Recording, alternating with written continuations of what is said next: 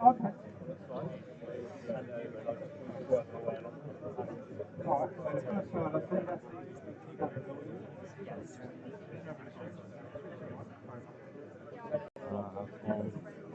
Pick it upwards, mate. You can't go down.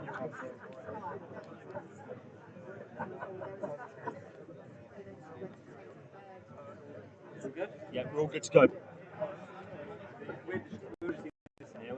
Yeah, we'll just do the sides there. You're pressing play now, here. It's all up. It's ready to go. It's on. We should be live on both YouTube and Facebook if everything's gone right. Nothing on YouTube at the moment. Might take a minute. Yeah, I know. No, we're live. Here it is.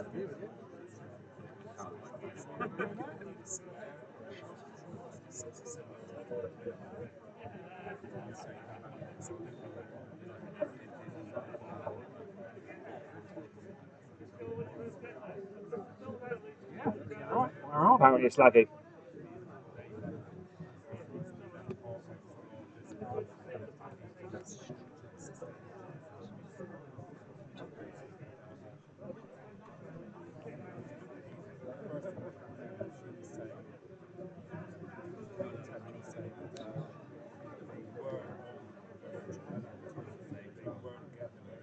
Service reception from them. So they will see on Sky,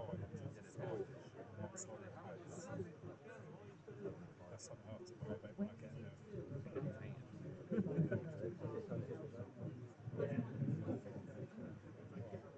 So good evening. Welcome to the first fans forum of this new era here at Torquay United.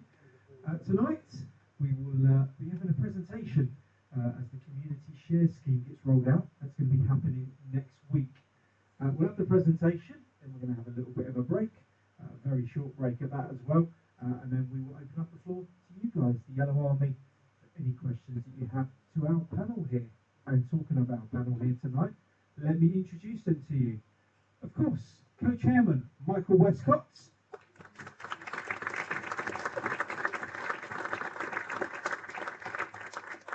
And the other half of that co-chairmanship, Mark Bowes-Kepner.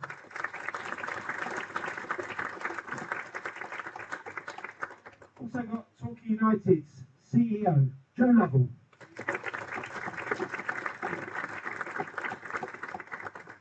And from the Supporters Trust, Nick Broderick, chairman.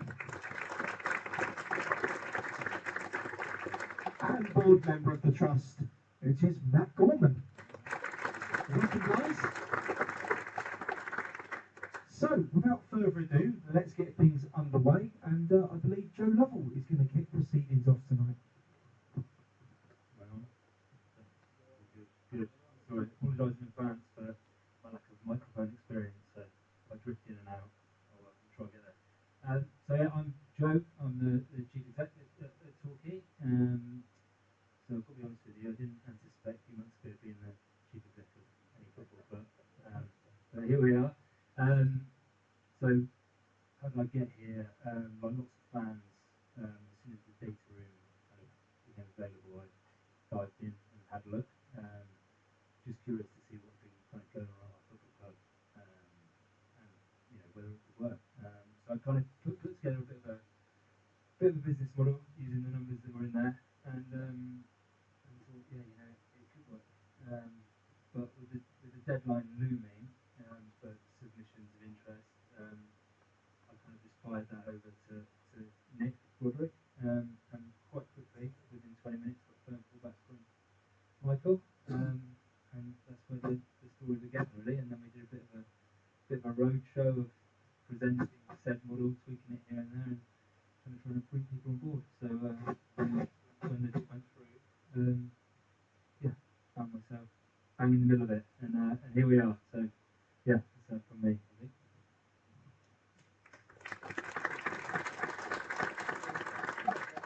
Thanks. I'm not going to say much by way of introduction, because I think you guys have heard plenty from me over the last last few weeks, what we will want to do is get straight to our presentation and share with you our vision and our plans and our mission for our beloved football club.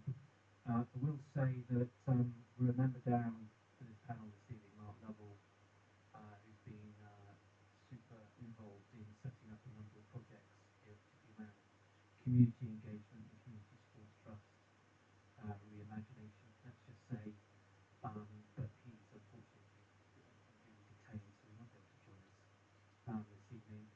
I would like to just say that we've got a few members of the other 4 members of the Bryn 6 are tuning in, and one of them will be helping with questions later around the community share issue that we'll get to in sort of part 2 of the presentation. Mark. First of all, just like to welcome everybody here tonight. Obviously, from when we first started to put the tender through for Torquay United, the trust was very much part of that, and we're so glad that we've got the position as we have now. We're now able to really go out there and try to get more support for this share issue. I can see there's so much enthusiasm for the club, even since I invested in it. I just cannot believe the support from the fans of the trust. And what I can promise as being part of this board and being part of this investment is to safeguard your interest and do everything possible to be successful for Torquay United, both on and off the pitch. So I look forward to working with you all over the coming years. Thank you. And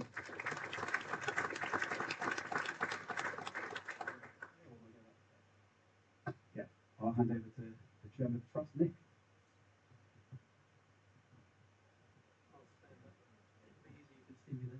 Right, well, look, wow, a fans forum with people here actually in the building with the owners of the football club. What could be better than that? Yay!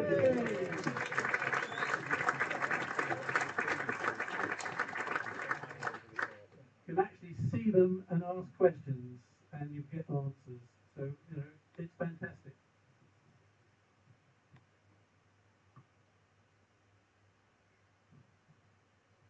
Okay, so my journey to be here began in 1965, and each one of you here tonight in the code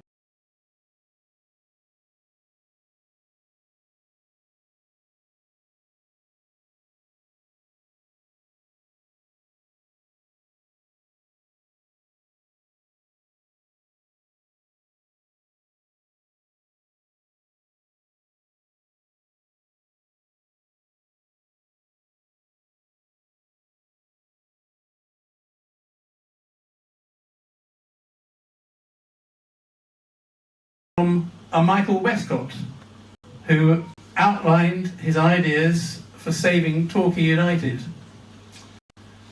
As this was 4 days after that dreaded news about administration.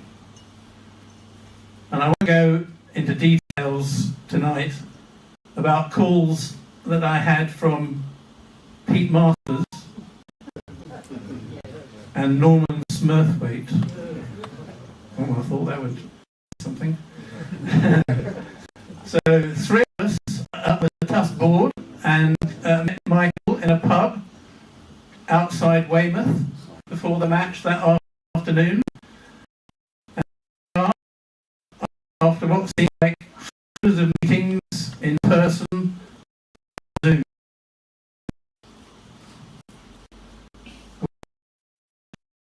Have played our part putting together several members of the Consortium, and we all owe a huge debt of thanks and gratitude to all the Bryn guys for taking an enormous leap of faith. But what happened in the past is now confined to the history books, for it's the present and the future which concerns us.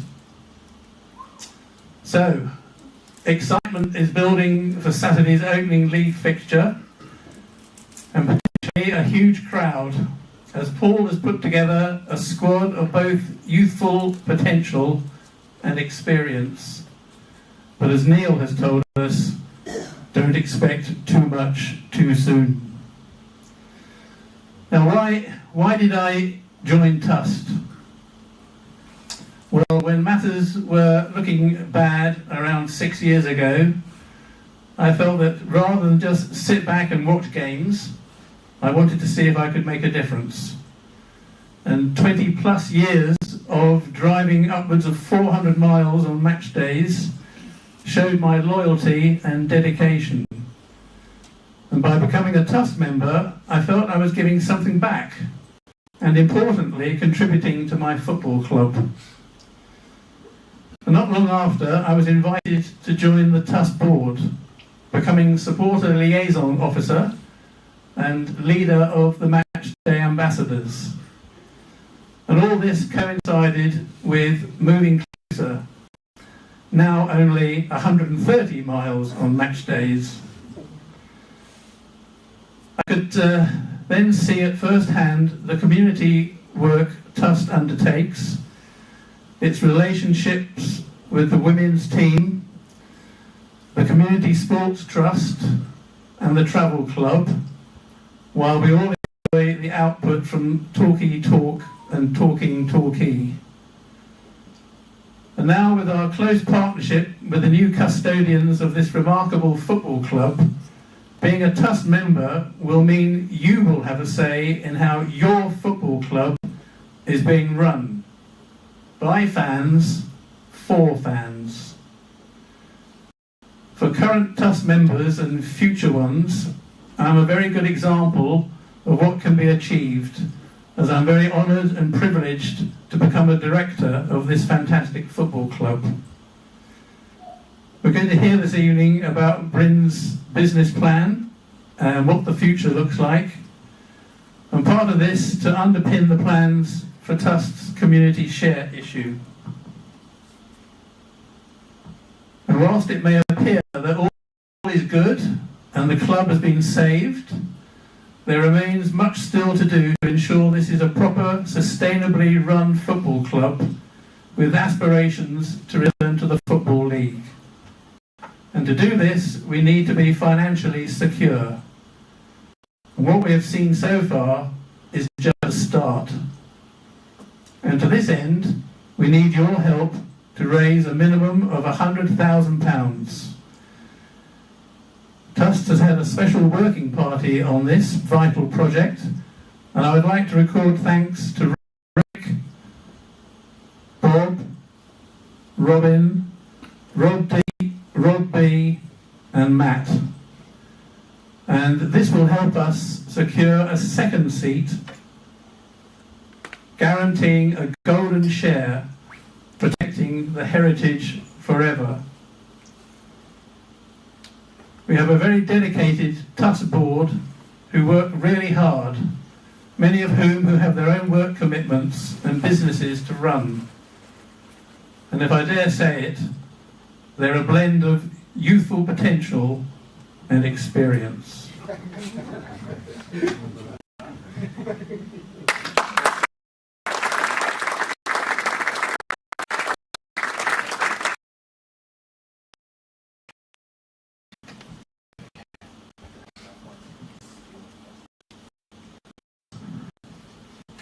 Thank you very much. I think I'm going to follow your example on the stand. Oh, I can see the people here.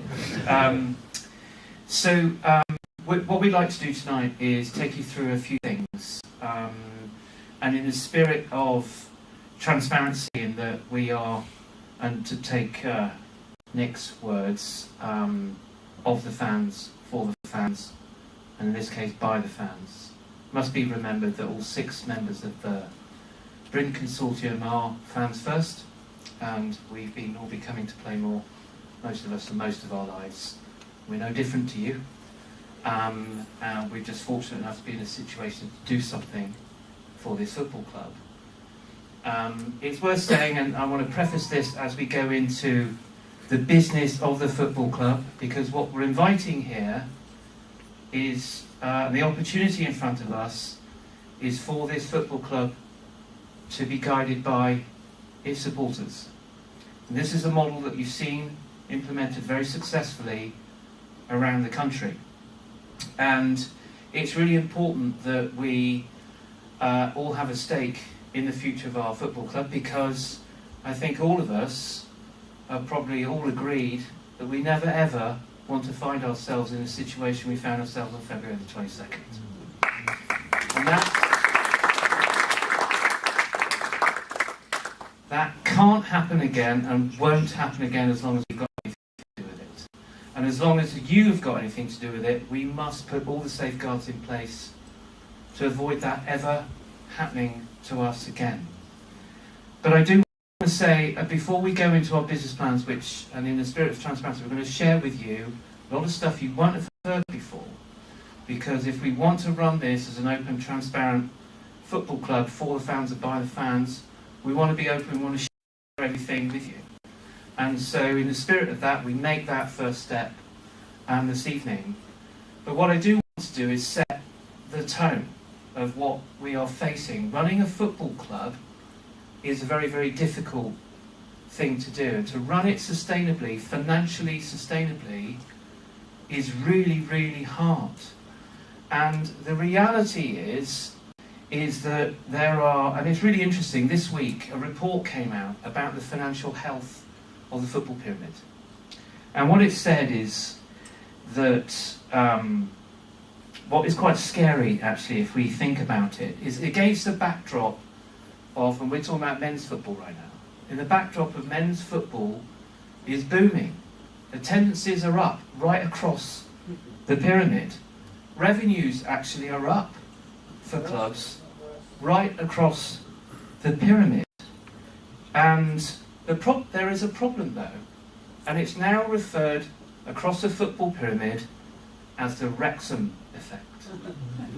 And the Wrexham effect is where we have benefactor owners that come in and are willing to mortgage the heritage of their football club, and they gamble for promotion. They gamble for promotion in a completely unsustainably, and we think in a very reckless way.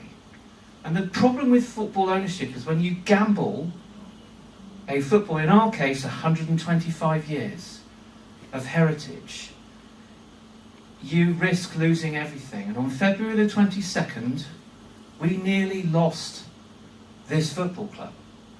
For why? Because we had owners that had a very different view of why they wanted to own this football club, and it had nothing to do with you, and it had nothing to do with what was happening on the pitch. And that, in our view, is totally and utterly wrong. It starts first with the football club understanding that it's a community asset for us all to be able to make memories and corral around. And secondly, is what happens on that football pitch. And our demand of our club today is like, you win or you shed blood trying. And that is the mantra that we and Paul have signed up to, and that's the kind of football club we want to be.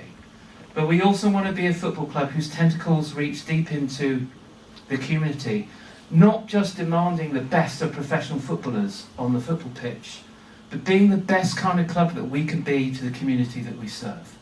Whether that's a football club where young people and the youth can aspire to want to join. We've got little boys and girls that want to wear our badge and wear our kit and play for this football club. Where we can be inclusive to all sections of society out there, to give some hope and a place and a meeting place for them to come. And whether we can include women.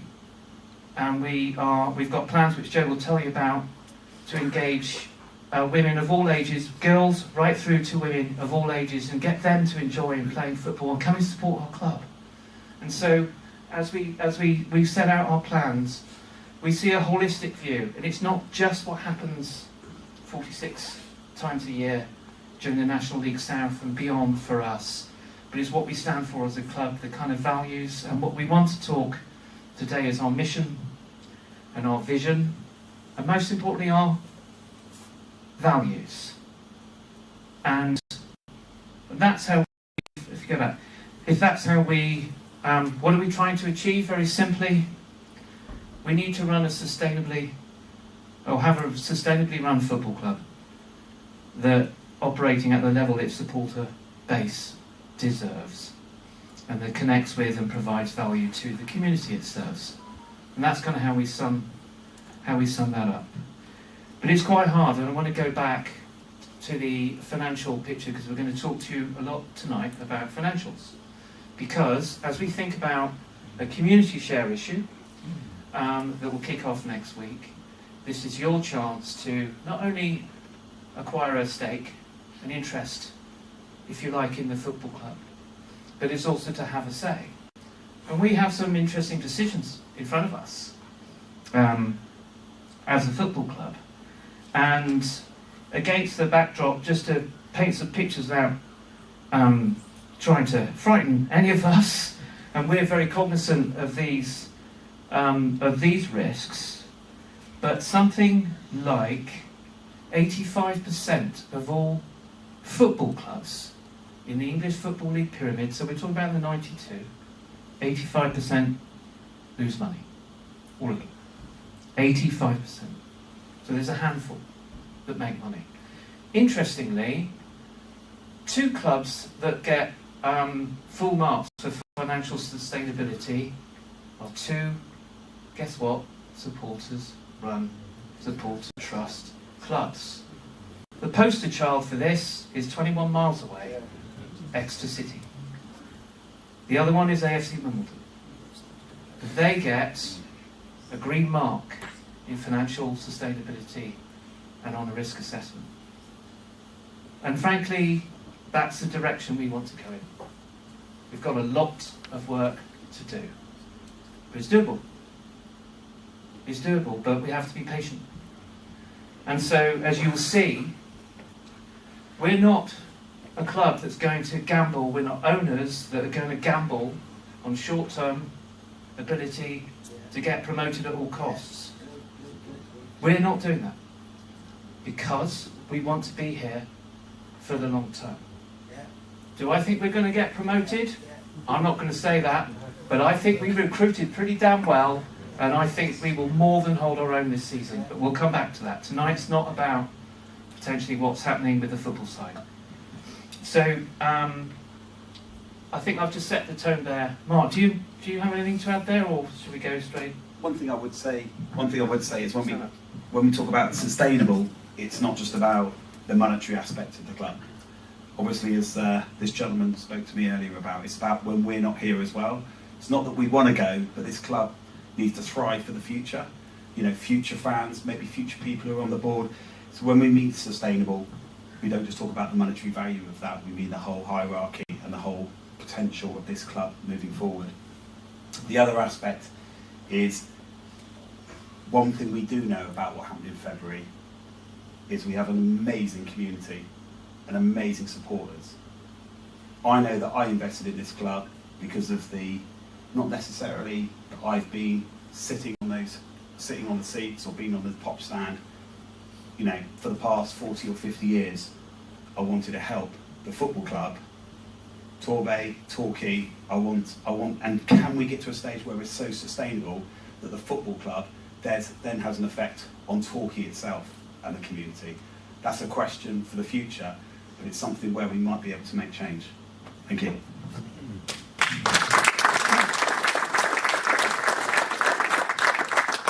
So just, we're going to hand over to Joe now, who's going to take you through the club's business plan. And then we're going to do a session and introduce the community share issue, which Nick and particularly Matt will set out the vision for that. And then I believe we're going to take a short break, and Ian will close that session. We're going to take a very short break, and then we're going to come back for Q&A. And we want to give you that short break to maybe percolate and think about some questions.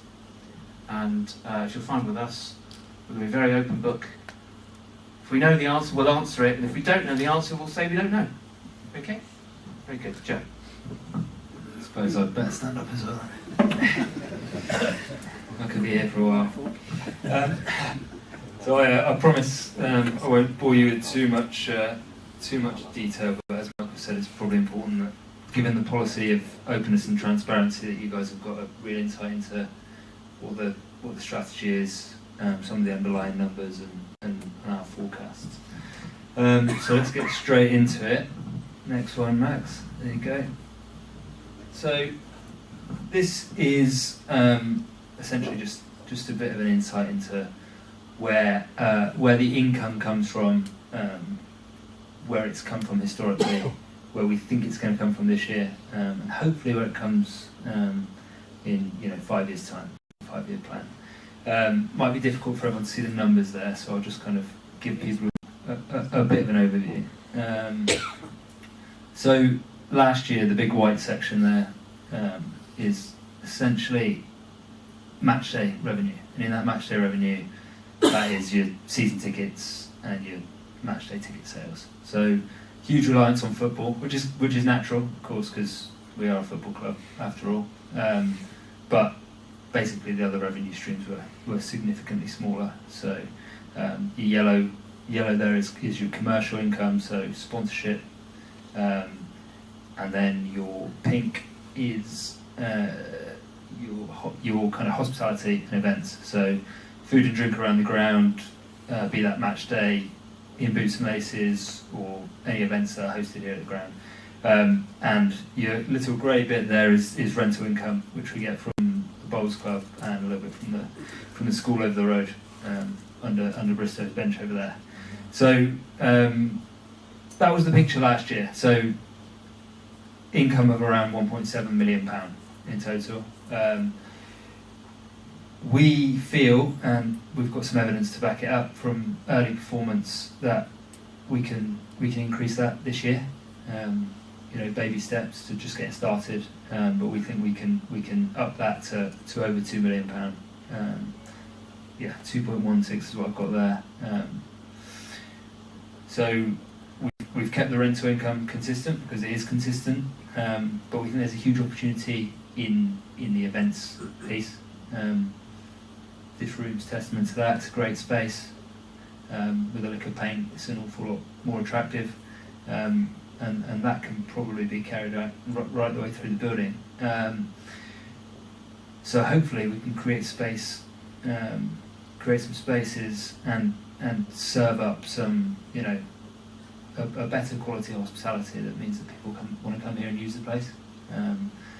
Be that, company training events, staff dues, Christmas dinners, Sunday lunches, you name it. There's loads of opportunity in it. It's an absolutely brilliant space. We think we can really jump on that and get the community using it. In terms of football ticket sales, early indicators are good, so we can increase that revenue. So season ticket sales, I'll come on to specifics in a minute, but season ticket sales are up. We've had 2 very well attended pre-season friendlies, up on last year. And sponsorship in the commercial area is also significantly up. Again, I'll go into to more specific numbers on that as well. But the signs are good. We think we can achieve that. So we think we can basically increase the revenue by circa £500,000 this coming year. That 5 years time piece, it might be a bit pie in the sky at the moment, but ultimately, Michael won't thank me for this, but we want to be operating back in the Football League. That's what we're here for. We think we can do that sustainably, and if that's in place, then we should see an uplift in all of those areas. In 5 years' time, we should have been able to build a proper events business here. Something can deliver a lot more. So we've lost the slides there for a second, but yeah, a significantly bigger events business. Having this building in use 7 days a week, people buying food, paying rent to be here. So we're pretty confident that in that timeline we can create that business.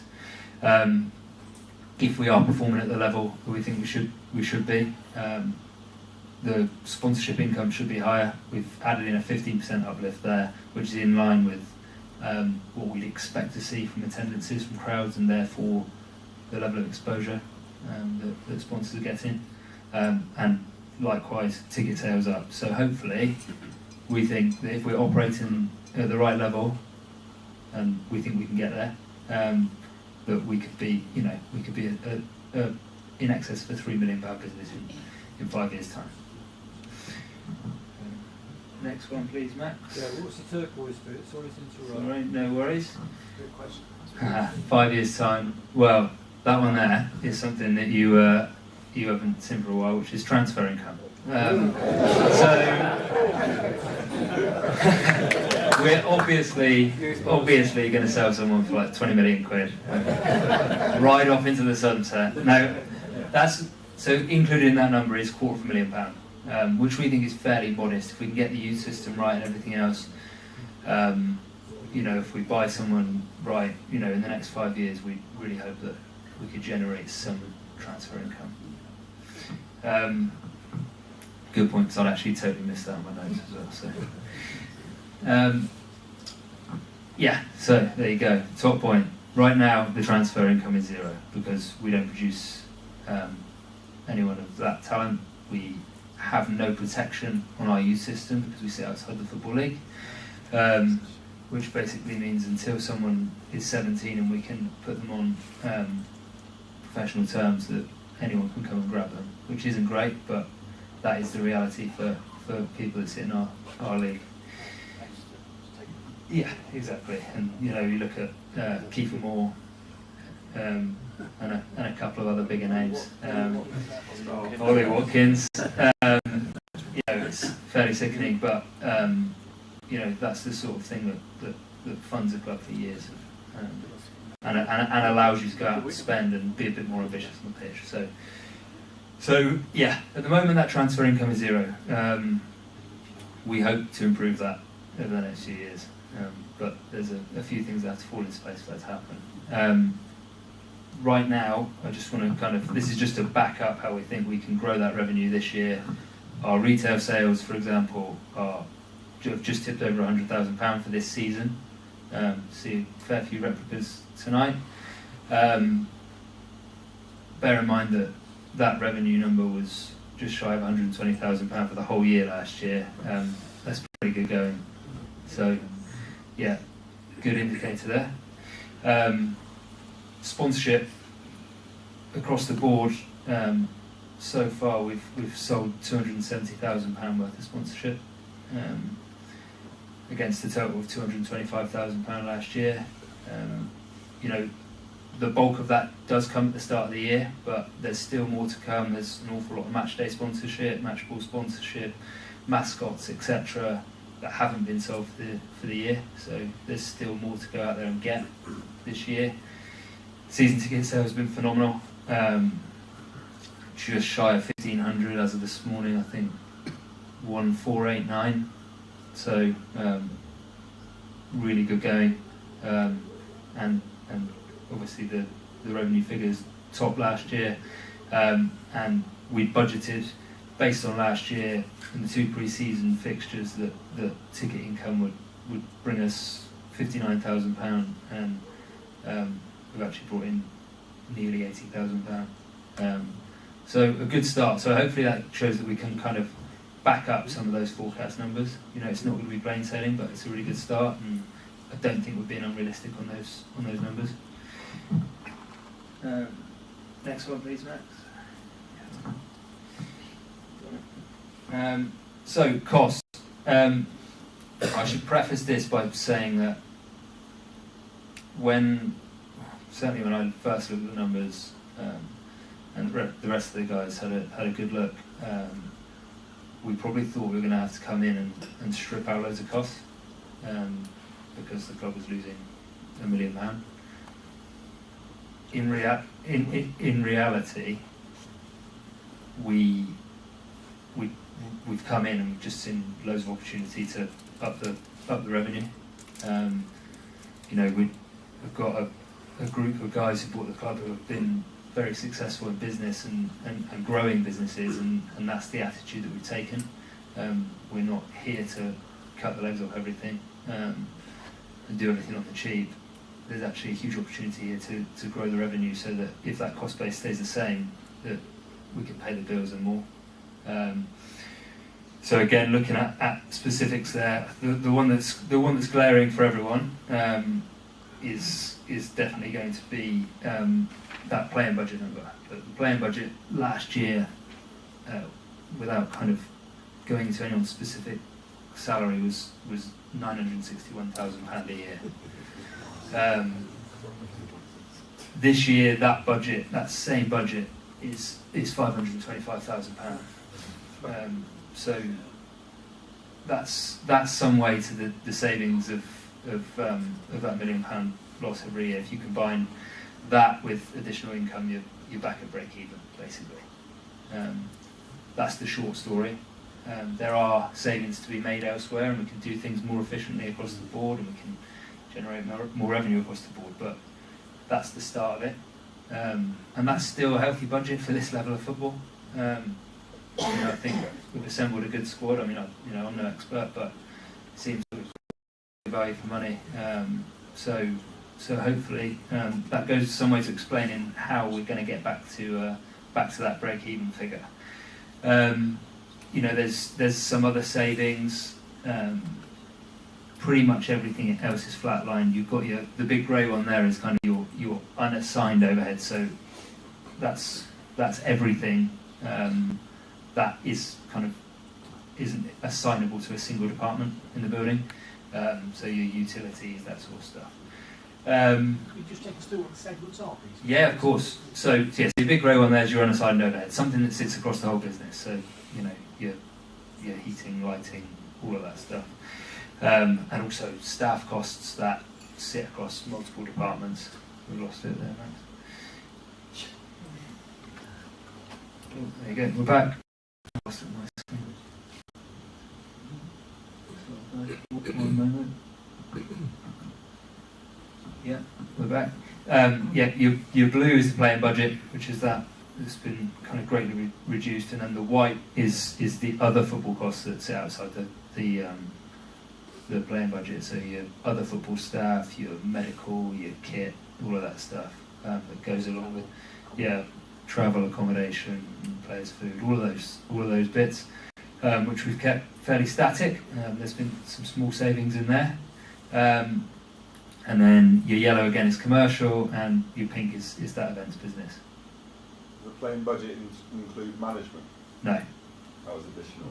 Yeah, that will sit in your white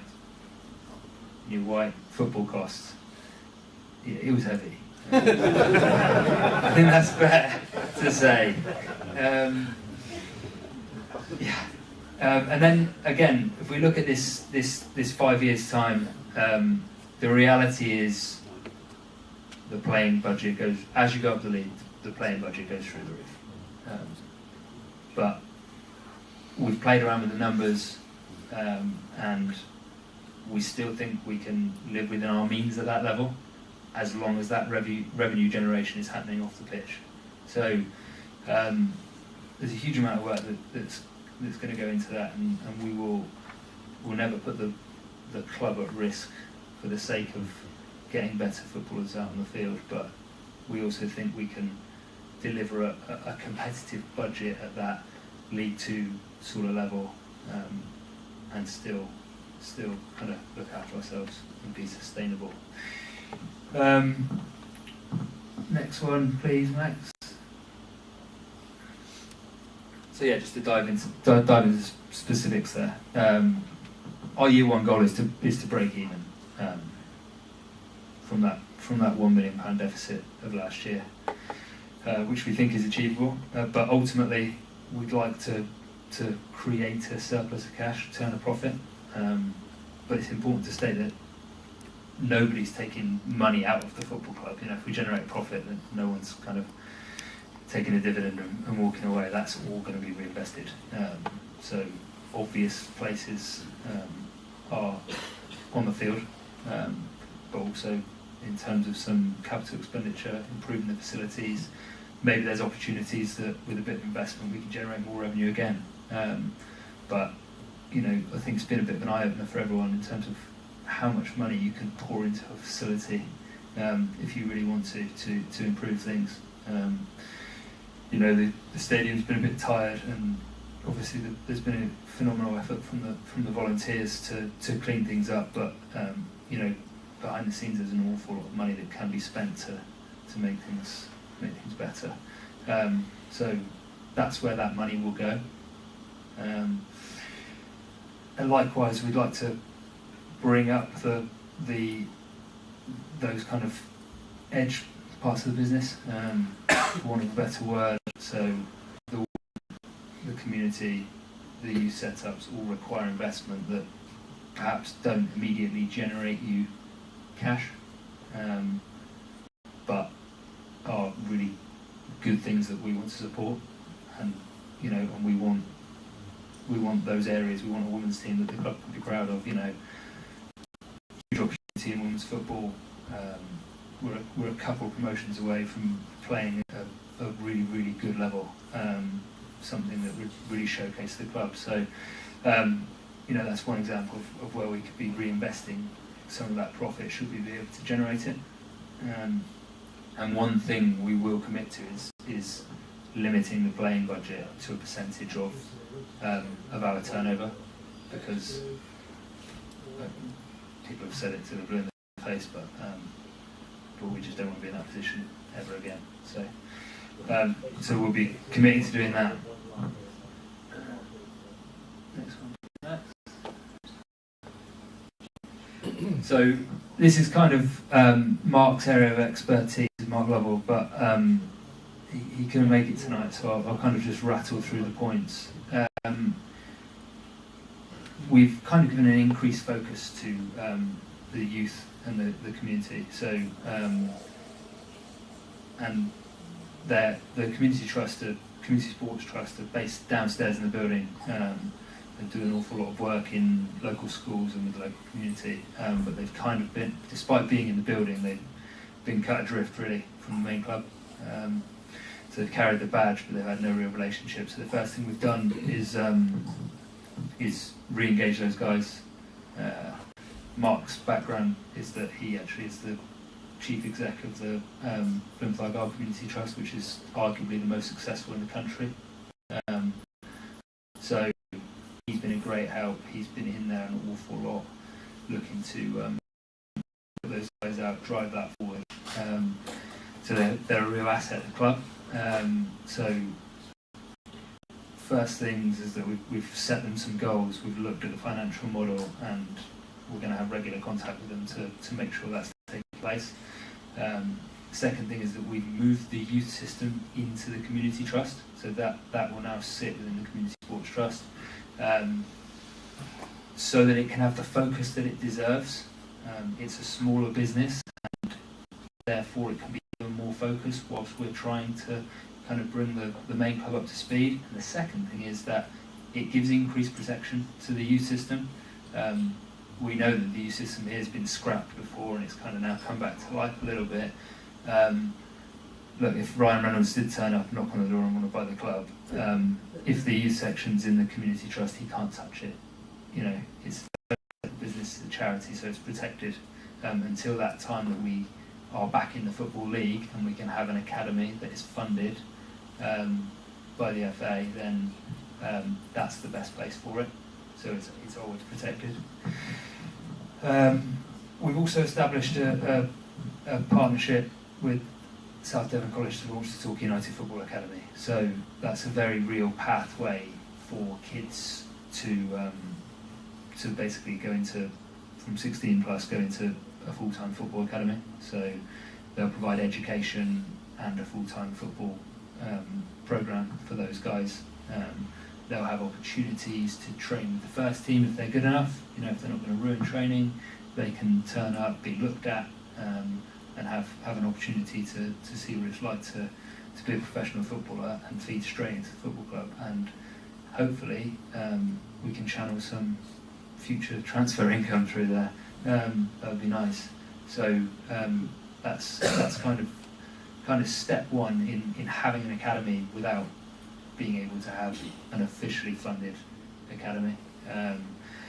We're also doing an awful lot of work with them off the field, so they do a load of vocational courses where we can provide real working experience, in particular the hospitality piece here, getting those guys in the kitchen. We've been working and talking to Rockfish, for example, who are very keen to get involved in the community, so they'll be providing a chef to do some training. Maybe that'll be a couple of games here where Rockfish will do the food, but actually you'll have some South Devon College culinary students up here doing some learning. So loads of opportunity like that where we can provide value back to the college. And we're looking to re-engage the women's team, so I'm hoping that come the start of next year they'll also be sat within the Community Sports Trust. It was just a bit late in the day to do it for this year, to be totally honest with you, but we've kind of re-engaged them. We'll be treating them as though they're part of the main club as of now. They'll be wearing the same kit, they're welcome, you'll see them around an awful lot more, so yeah, we're just kind of bringing that relationship back to life as well.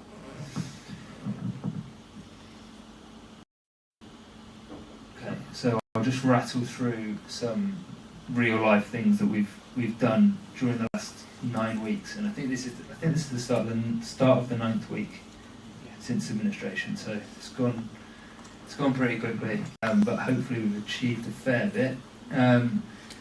So yeah, in football. So obviously we've got a manager and some coaches, which is good, and we've built a 22-man squad from having just 9 weeks ago, which is good going. None of us can. Well, maybe Mark Bowes can take a bit of credit in being involved in that, but the rest of it was down to the manager. We took the decision not to go back to Seal Hayne this year because it was basically unusable for half the year, so it wasn't providing any value for money. In that, we needed to find a new training base. As part of the partnership with South Devon College, they stepped forward, so I don't know if any of you guys have been up there, but it looks lovely. It's all Torquay United branded. Looks like a real professional setup for the players to walk into on day one, which is really, really good. Obviously, we've gone through a whole pre-season training now and a match schedule, which we had to organise fixtures for kind of last minute. And Plymouth next to super helpful in coming here. They kind of held dates back for us and everything else, so they've been brilliant.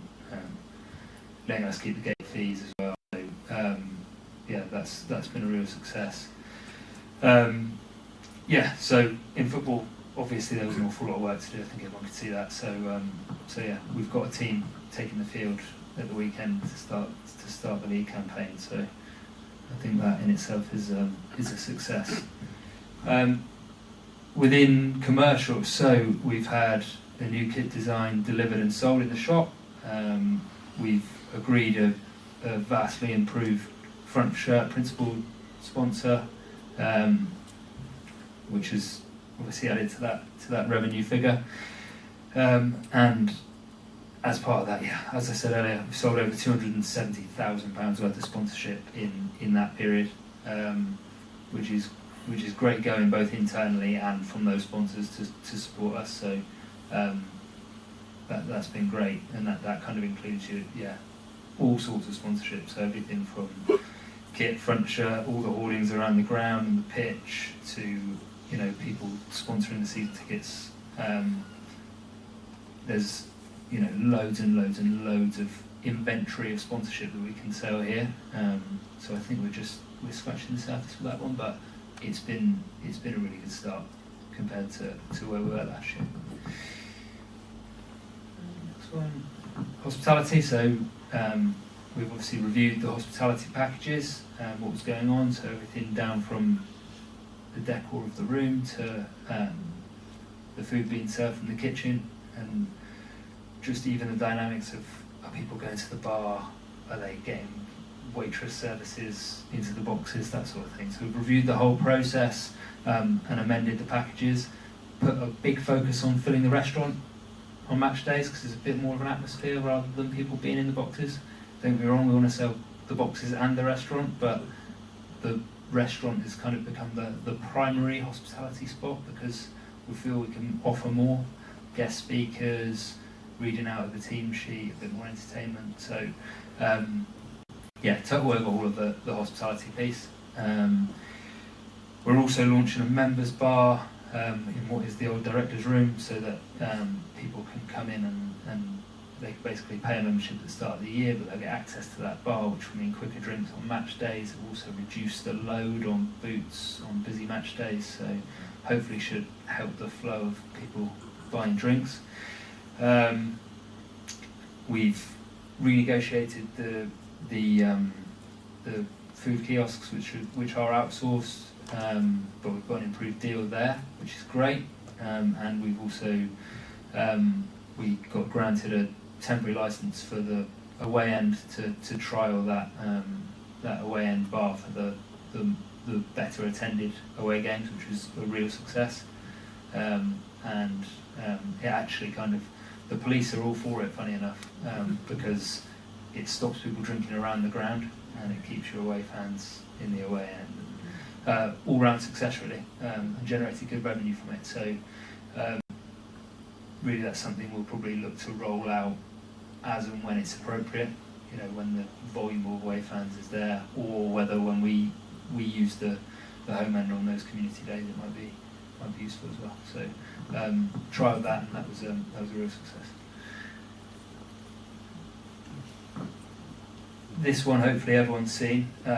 So in terms of, we've called it fan services, basically just a touch point with supporters, but we've basically gone out with a whole new communication strategy around openness, and hopefully delivered a bit more engaging content. So it seems that we've got some leverage on, you know, we've got some real traction on those, the sign-in videos and the season ticket launch. They went down a storm with a lot of people. Again, that really helps us with attracting sponsors, because we go out and say, look, do you know what, we reached 2 million people with that first one with Neil Warnock, like, you could be on that. So that's, you know, it's a really good news story, and it's great for the fans to see a marked change. Likewise, we've introduced things like the Chairman's Chat, so actually people can send in questions and we can give you open and honest feedback on everything, and nights like tonight, give everyone the opportunity to ask whatever questions they want, really. So yeah, so from a communication standpoint, we just kind of look to be as open as we can. We've also introduced a new ticketing system, which I think has gone fairly smoothly so far. It's something that was recommended to us by Exeter City. Works really well for them. It's been great in terms of how easy it was to set up, transferring across season ticket holders, that sort of thing. So we've set up a new ticketing system, and obviously through that we've sold almost 1,500 season tickets, which is great. In terms of the facilities, we made an early decision to sandband the pitch, which was an additional investment of around, was additional £10,000, something like that, I think, to sandband the pitch once it was relaid, which should give us more protection against the rain this season. Julian was already doing a phenomenal job in that we didn't have a game postponed last year, which he's extremely proud of, and so he should be. But actually, the pitch needed sandbanding. I won't get technical because I can't, because I don't know what I'm talking about. But we paid money and the pitch will be better. So we also have got the safety certification to put fixtures on, which is good news, but it involved a fair amount of work to get there, surveys and inspections and everything else. So we've done that. We've redecorated this room and renamed it, and all of the hospitality rooms. The Royal We there, that's mainly done by David and his band of volunteers, which has been greatly appreciated. But it's totally transformed the place. It looks it's night and day from what it looked like before. Likewise, an awful lot of work from volunteers and a couple of our sponsors to bring the stadium back to life inside. The cleaning of the seats in particular has been a highlight for me.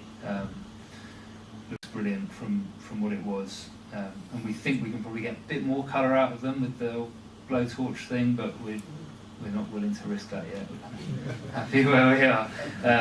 But they're yellow and not grey, so it's a good start. And the exterior of the ground is booked in for painting in September. So, and that's a big one, because when you turn up, it's the first thing you see, and it's an awfully big job. So that's all booked in, and that'll be coming in September. Probably take a couple of weeks, I'd imagine.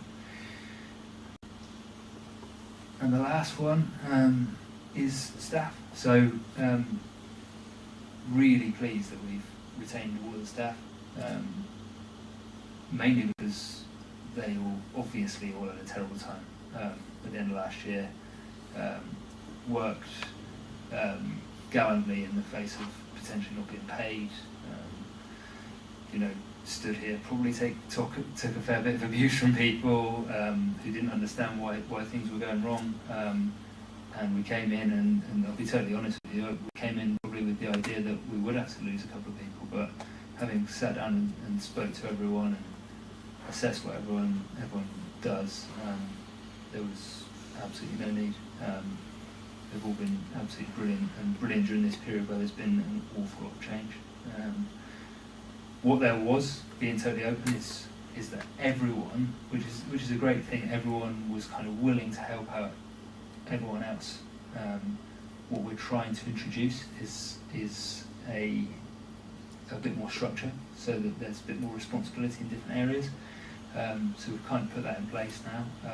It's definitely a work in progress, because there's people helping everyone out who used to do this and used to do that, but we're getting there and things are improving, and I think hopefully we'll see the fruits of our labour on that.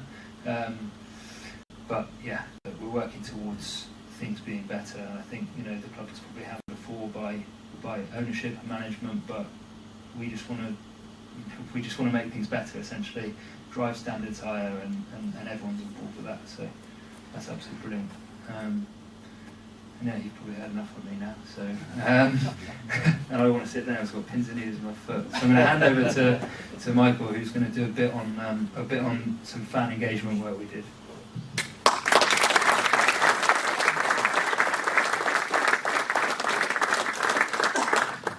Thanks, Joe. So we're an hour in. How's your attention span? So this will give you a flavour of how open and transparent we want to be.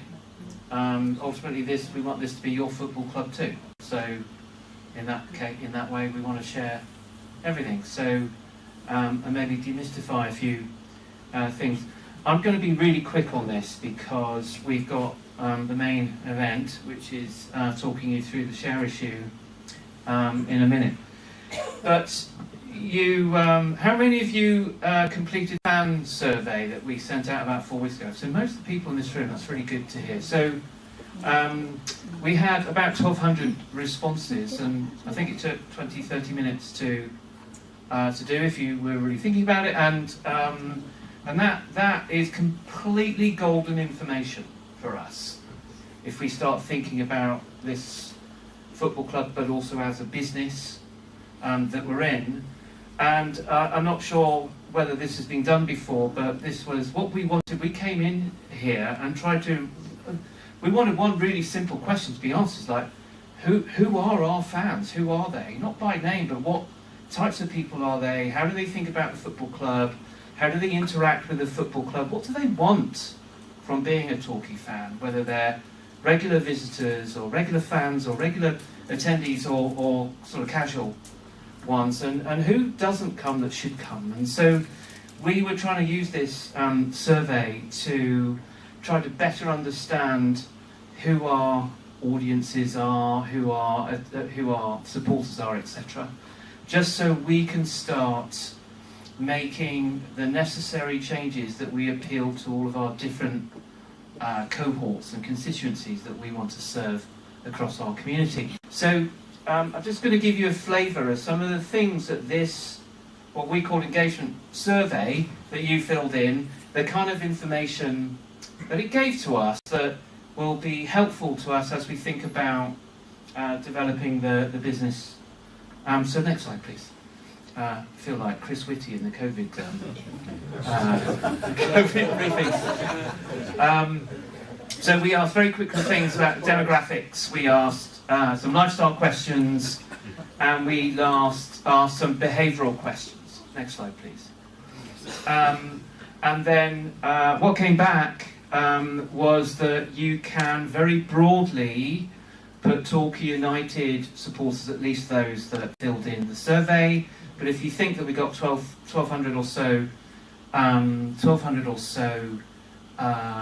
survey replies, I think that's a pretty representative sample base of our fan base, given that we had about 2,400 average attendance last year. So we think that this is very good measure. So we've got, in no particular order, our classic male supporter who's probably 40 plus years old, that's primarily based here in the Bay, that has a household income of between 30 and 100k, regular attendee, often a season ticket holder, and very nostalgic about the old days and players. And then you've got the younger cohort, the 18 to 30 years old, who there's a split there between people who live in Torbay and people who live outside of Torbay, and I kind of understand that. We do lose a lot of young people from this area as they go and pursue opportunities and their career opportunities elsewhere in the country, and we've got some data on that. The third cohort that came out was the 35 to 55-year-old female fans that tend to be slightly older, 40 plus. And again, reasonably high average household income, attends regularly but often with family, and they particularly made a lot of comments about how the club serves the family experience, and that's something that we'll come back to, that we really want to focus on, and is very probably a lot of our female fans that are around about 11% of our total fan base, which we think we should do better, frankly, on that. They obviously very focused on our community, seeing Torquay United as a good place for community. And then we've got what we would call business owners, so people that are self-employed or probably run or fairly senior in businesses. They're a broader age group, 30s up to 60. Quite a higher mix of male and female, and they tend to be from the higher income brackets, 50k to 100k annual household income, quite regular attendees, and they are particularly interested in what we have to offer in this part of the building, which is around hospitality and the match day experience, where they can bring friends or they can bring customers and clients, etc. And this is a key area that's come through, which Joe alluded to. When you saw that pie chart on how we're going to grow that revenue this year, a lot of that revenue will be grown from what happens in this 100-yard stretch of building here, because businesses want to spend money at this club, but never really felt that we offered a product that they would feel proud to bring their customers to, and that's one thing we wanted to address, and that's probably the biggest investment we've made to date, Mark, in terms of improving the facilities. Next slide, please.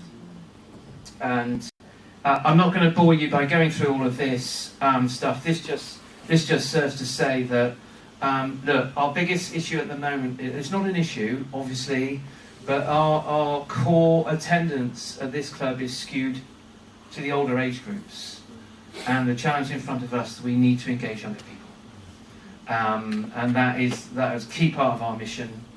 And I feel that this club has taken for granted for too long that the old boys that sit up in the Bristow's bench and buy a season ticket year in, year out, we just take those guys for granted. We know who they are, and there are about 700 of them.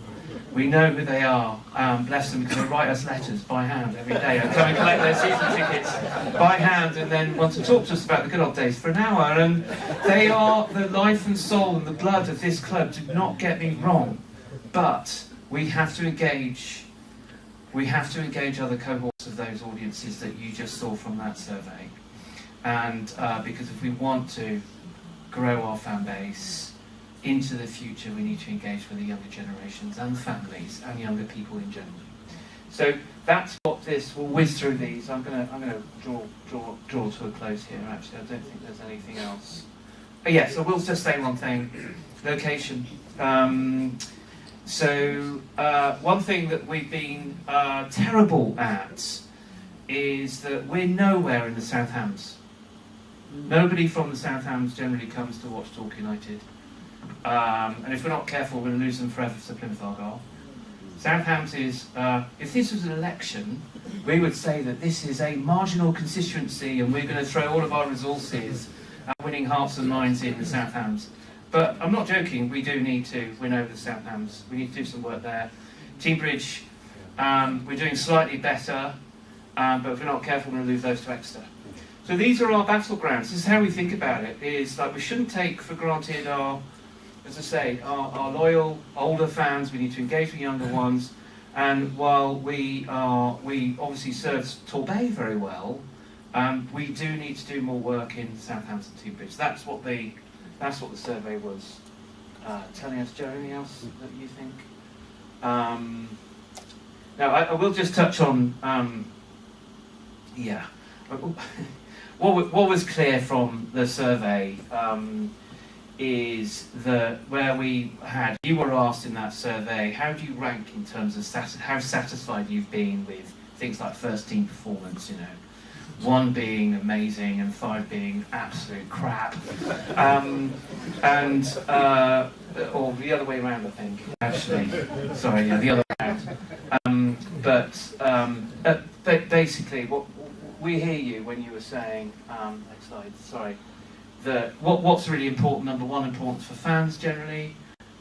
We're a football club. The first team men's performance obviously is at the top of the list. We all want to see the team doing well. Interestingly, the second most important thing for people was the financial stability of the club, and we giggle because there was 2.6% of all the surveys that thought that the last regime did really well on financial stability. And we did this survey while we were in administration, so which amused us a little bit. That's right. I think I'll leave it there. And of course, the very high up was the matchday experience and atmosphere, with the overall strategic direction, the club interaction with fans, etc., etc. So, lot of call for transparency and openness. To us, this is normal. Like talking to our stakeholders like this is a normal way. This is how businesses talk to customers. This is how community organisations talk to their constituents. So it shouldn't be. This is what was a concern for us, is like this craving for a bit of honesty or a bit of transparency. Just take that as a given going forward. Just take that what's happening we'll tell you about. And if you ask us a question, we'll answer it. And that's our promise to you going forward, is we're going to be an open book. What you see is what you get. We're just like you. We want to run the club in a very responsible way, and we're going to share that with you, the good and bad together, because look, it's not going to be easy. We're going to have bumps in the road. It won't be an easy journey, but if we're all on the same page and we're all aligned with the fact that we want a sustainable club, and let's not forget, before I hand over, let's not forget our stated ambition is to get this club back into the English Football League in the next 5 years. But we want to do it in a sustainable way. We believe we're putting all the foundation stones in place now to allow that to happen. And that journey starts on Saturday against Enfield. Okay, thank you.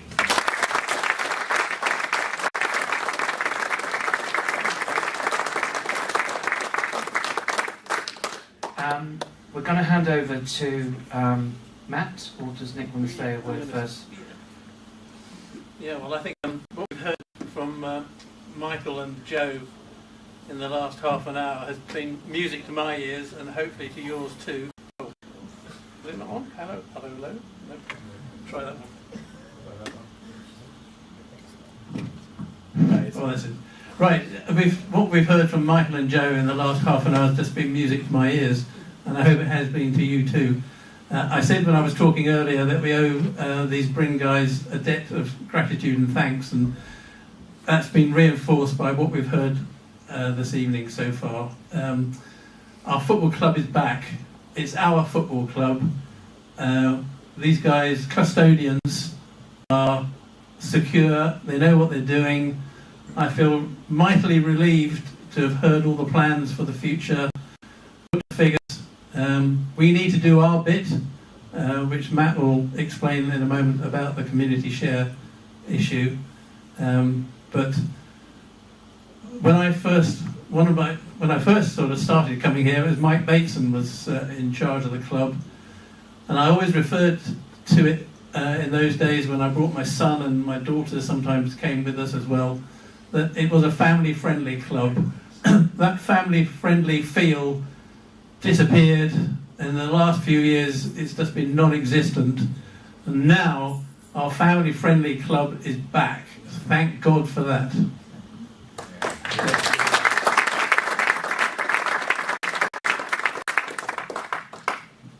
Thanks, Nick. Just to introduce myself to you, because I didn't say hello earlier on. So I'm Matt Gorman. I've been a Torquay supporter getting on for 46 years now. I know I don't look old enough, obviously, but my father first brought me here back in 1978. I can't actually remember the game, but I know that we won 3-2. And I've been here ever since. I've been part of the Torquay United Supporters Trust for, well, I suppose I joined in about 2015 when Michael Goldborn was the chairman at the time. I left shortly after Michelle Thomas took over, no disrespect to you, Michelle, due to other commitments. And then Michelle asked me to come back to be part of what was the strategy team that we put together.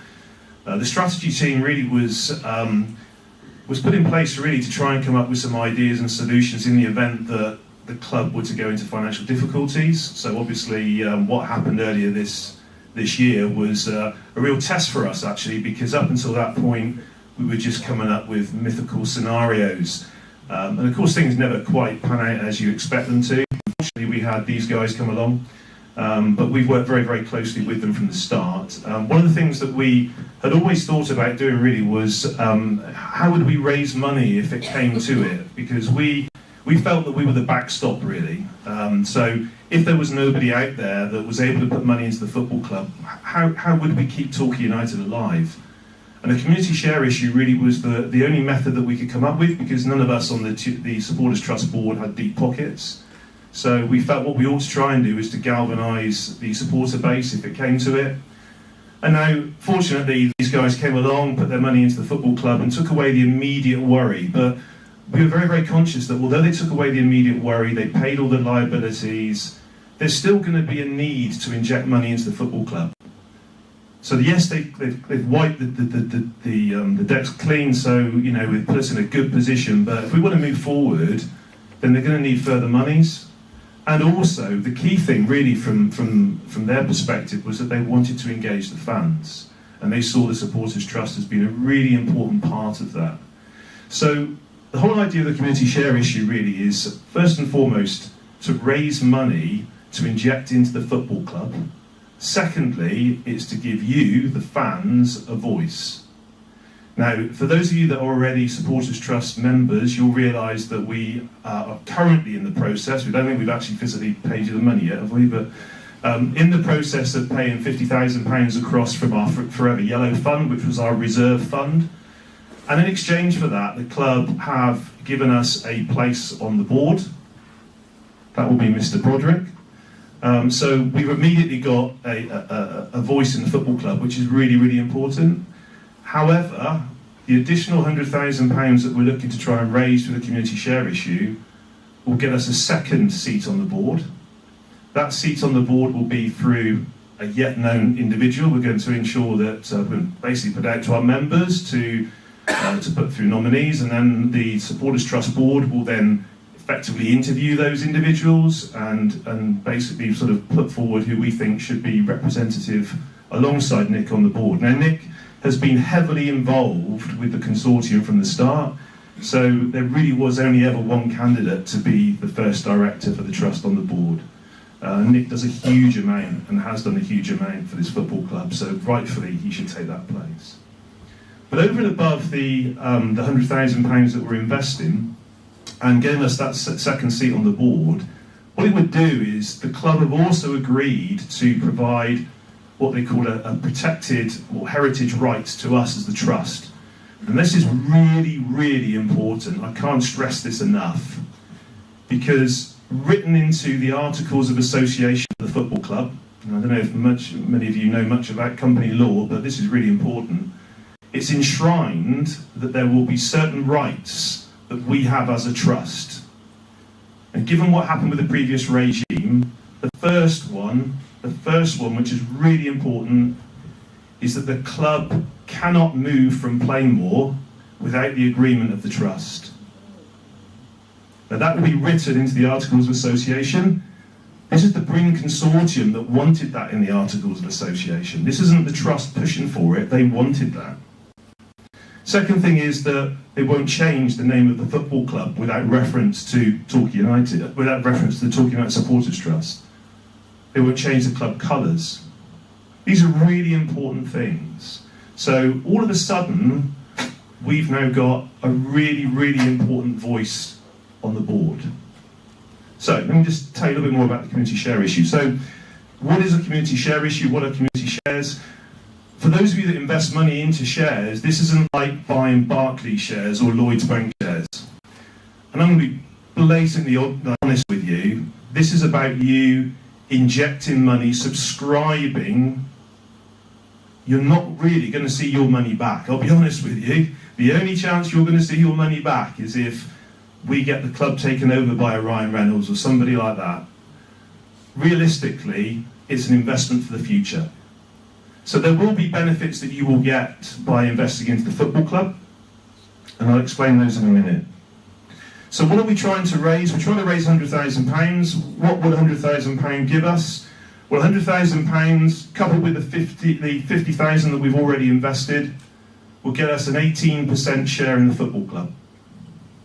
Now, if we raise more than £100,000, the intention is to invest that into the football club. So we've got costs we've got to pay, but the idea is that we're going to invest whatever we can get into the football club. If we can raise £500,000, we'll invest £500,000 into the football club. Now, community shares are withdrawable shares, so we have to technically give you the right to withdraw your shares if you want to. Reality is, we're not going to be able to do that, as I say, unless we have a big benefactor that comes along and wants to buy the football club. We can provide you with interest on your shares. Reality is, any sort of returns that the football club get are going to be reinvested into the football club. So we're not going to pass them out to you as effectively shareholders. So the intention is that we will be launching at some point over the next week or two. There's quite a lot of legal ramifications, I'm sure you can probably imagine. The prospectus is in the process of being signed off at the moment. Once it's been signed off, we'll be using a platform called Crowdfunder to help us raise the money. So that's all going to be signed off as well. There'll be a video that's being put together at the moment to demonstrate kind of why you should be investing in the football club. All that will come together. We'll be launching it officially with links to the prospectus, etc., etc. Application forms are going to be online, but for those of you that want to pay by cheque or paper forms, we can send them out to you as well. So investment starts at £250. We want to try and make it affordable to people. For those of you that have got big pockets and want to invest a lot more than that, anything up to £5,000, please go through the crowdfunder route. If you'd like to invest more than £5,000, please come and speak to us. The reason for that is that crowdfunder charge for investments, so we'd really like to take more of your money. So in the prospectus it will have my contact details. I'd like you to come through to me specifically because I'll be leading this, so that if you have got that sort of amount of money, come and talk to us. If you want to put a zero on the end of that, £50,000, we'll be passing you across to these guys. I'm sure they'd be happy to speak to you. So £250 is the minimum, up to a maximum figure of £25,000 per person. Organisations can invest as well if they want to.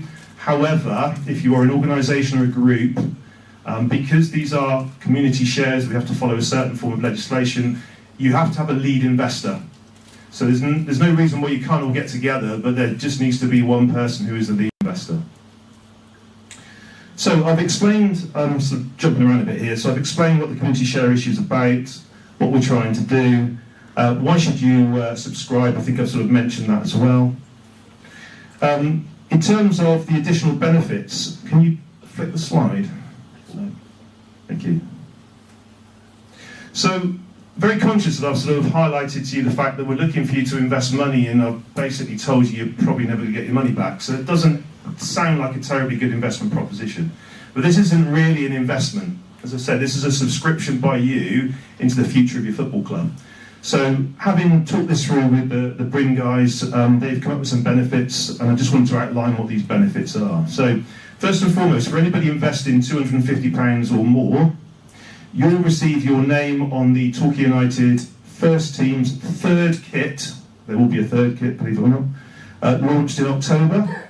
So the names of every investor will be incorporated on that shirt. Admittedly, it's going to be in fairly small type, okay? So don't expect to see your name on Match of the Day. It's going to be sort of down here somewhere, okay? You'll also be issued with an investor member certificate, and you'll also be invited to an exclusive Meet the Manager event, which will be with Paul Watton and Neil Warnock. You'll be getting a delightful Tust investor member pin badge. And the bit that I personally think is the best bit for me is that the club will be displaying an investor member board. We're not sure exactly where that's going to be yet, but it will be down the front somewhere. And it will basically have all of your names on it. So forever, you'll be listed as somebody that has invested money and subscribed towards this football club. Now, for those of you that have got slightly deeper pockets and can invest £1,000 or more, you're going to receive all of the benefits that I've just mentioned, but you'll have your name in slightly... Good song. That was clever.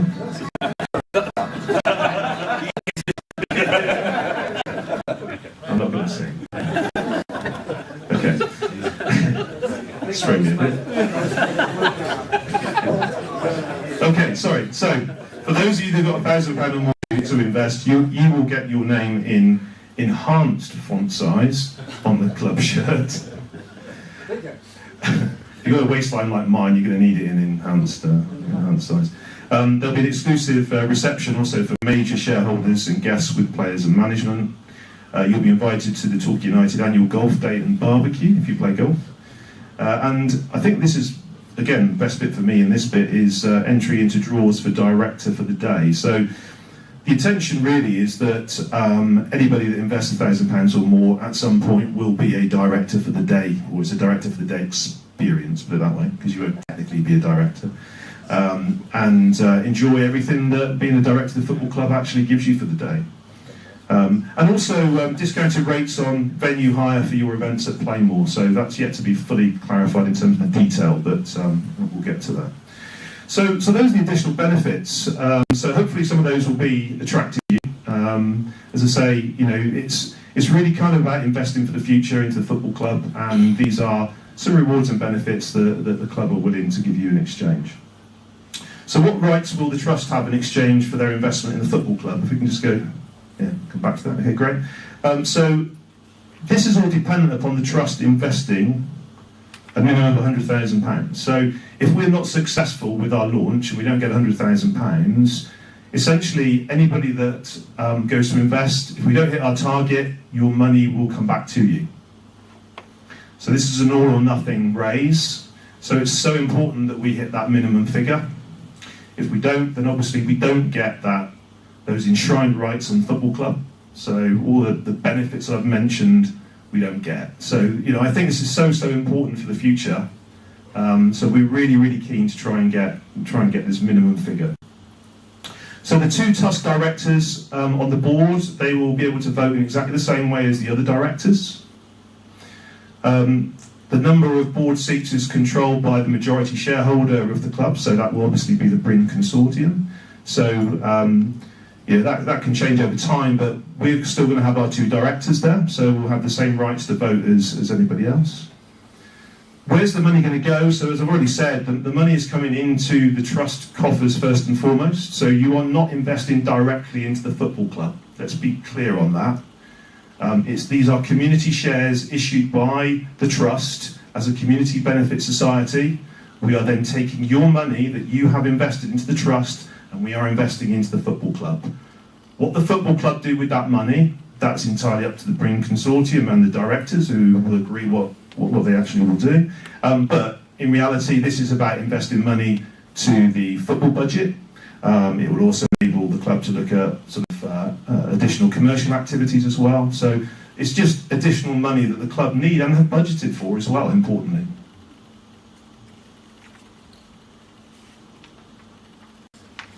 So, really, really important question is, do I need to be a trust member to invest? The answer to that question is yes, you do. If you're already a trust member, fantastic. If you're not, you will need to sign up as a trust member to invest into the share issue. Those are the rules of a community share issue. So on the website, when we actually physically launch, there'll be a website page which will be through our own trust website.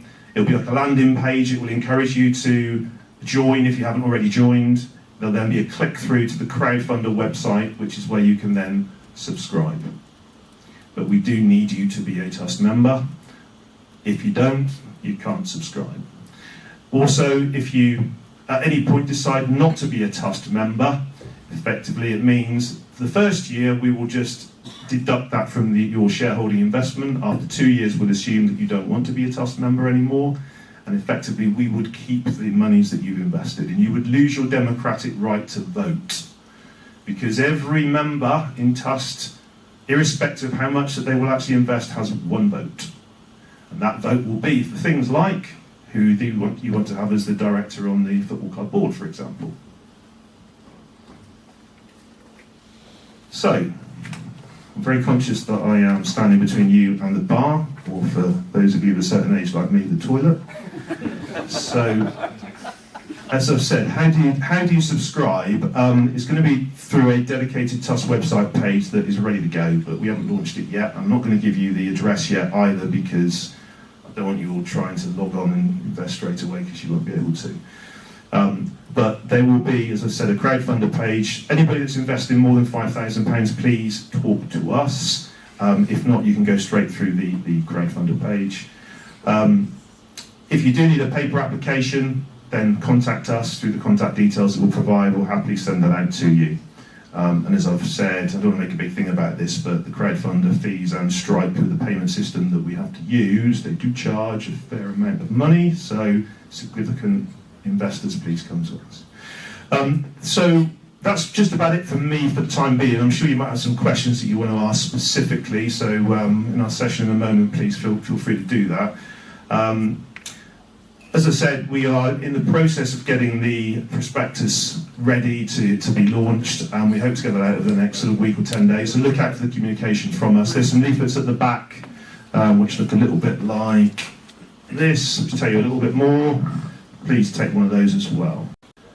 Before I finish, just on something completely different, can I just say, David, do you want to just stand up, if you don't mind, please? Thank you.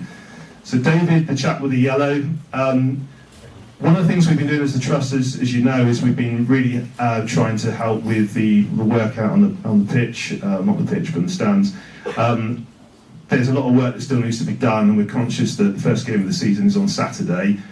David and Nick have been sort of heading this up on behalf of the trust. We need some more volunteers. So, David, you're running a session on Wednesday, aren't you? From 10 o'clock on Wednesday. 10 o'clock on Wednesday. And I'll look at us also from maybe 10 o'clock on Friday. And 10 o'clock on Friday. So if any of you can spare any time, go and see the gentleman with the yellow top on, because he'd be glad to sign you up. Thank you very much.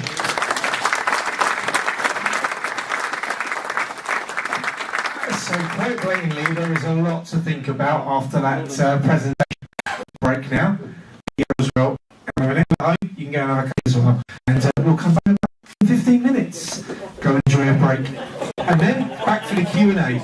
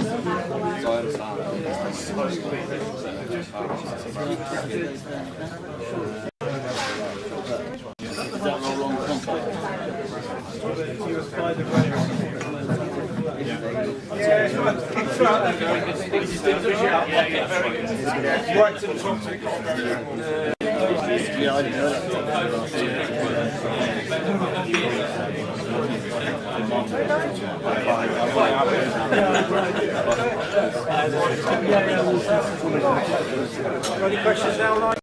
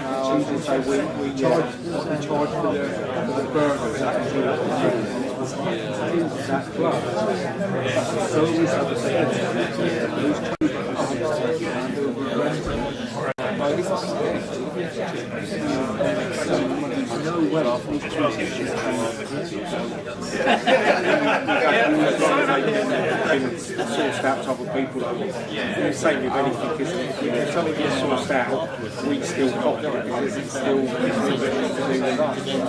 I think people are slowly starting to get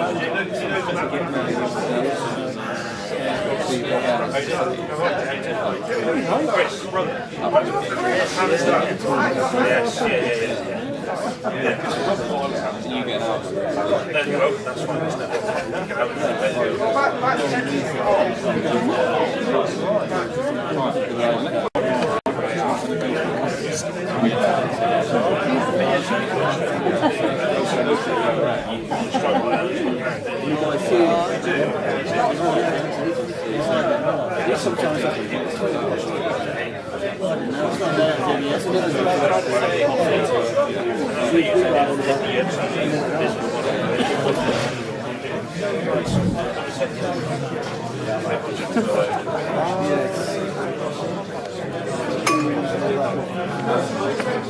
Fulham spending money? Well, yeah. 35 million. Good money on good players as well, mate. Got a bit of only saw Smith Rowe. Yeah, no, he signed some other bloke yesterday.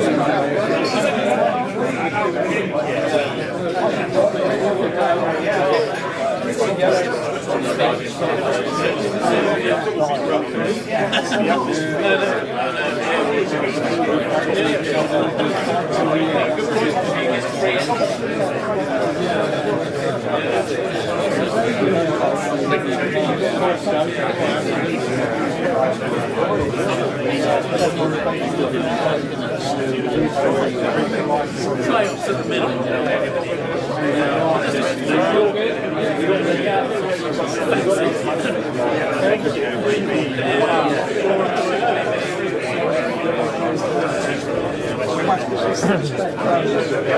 There's always a dark, there's always a club that no one's ever thought of. Okay, if I could ask you all to retake your seats, please. And we will do the raffle draw, and then we will get on with the Q&A. And that includes everybody at home. They can now, well, in fact, they can do what they want. Enjoy your cups of tea and your sandwiches. So yeah, if you're ready to take your seats.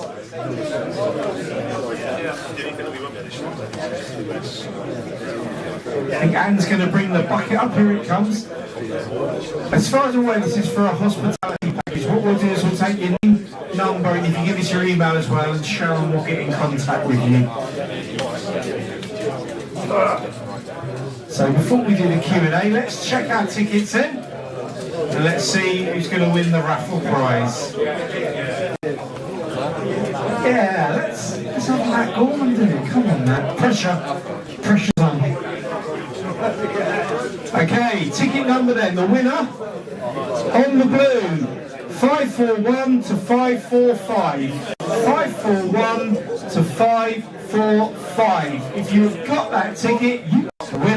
You come and claim your prize. Well, you can't claim it in that sense. Is it my turn to have the music now, is it?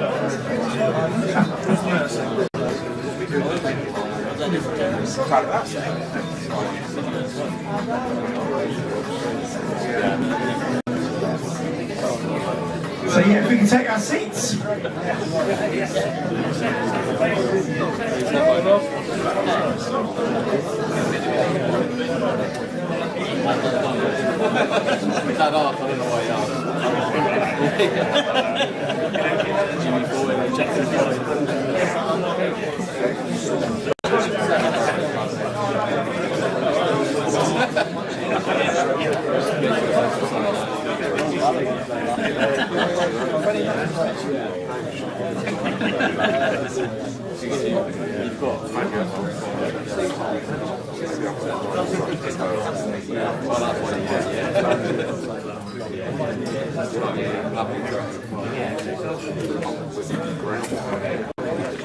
So quite simply, you've digested all of what we had in the presentation, and our 5 guys here are now happy to take some questions from you. Michael's going to keep an eye on YouTube as well to see if there's any questions. So let me go again. If there's anybody at home that wants to ask a question on YouTube or Facebook, please do, and we will try and get onto some of those and ask some of those questions as well. So that's for the people at home to make them feel obviously involved as well. But I think we'll take the first question from the room tonight. So who has indeed got a question? Not all at once now. Right, coming to you at the back.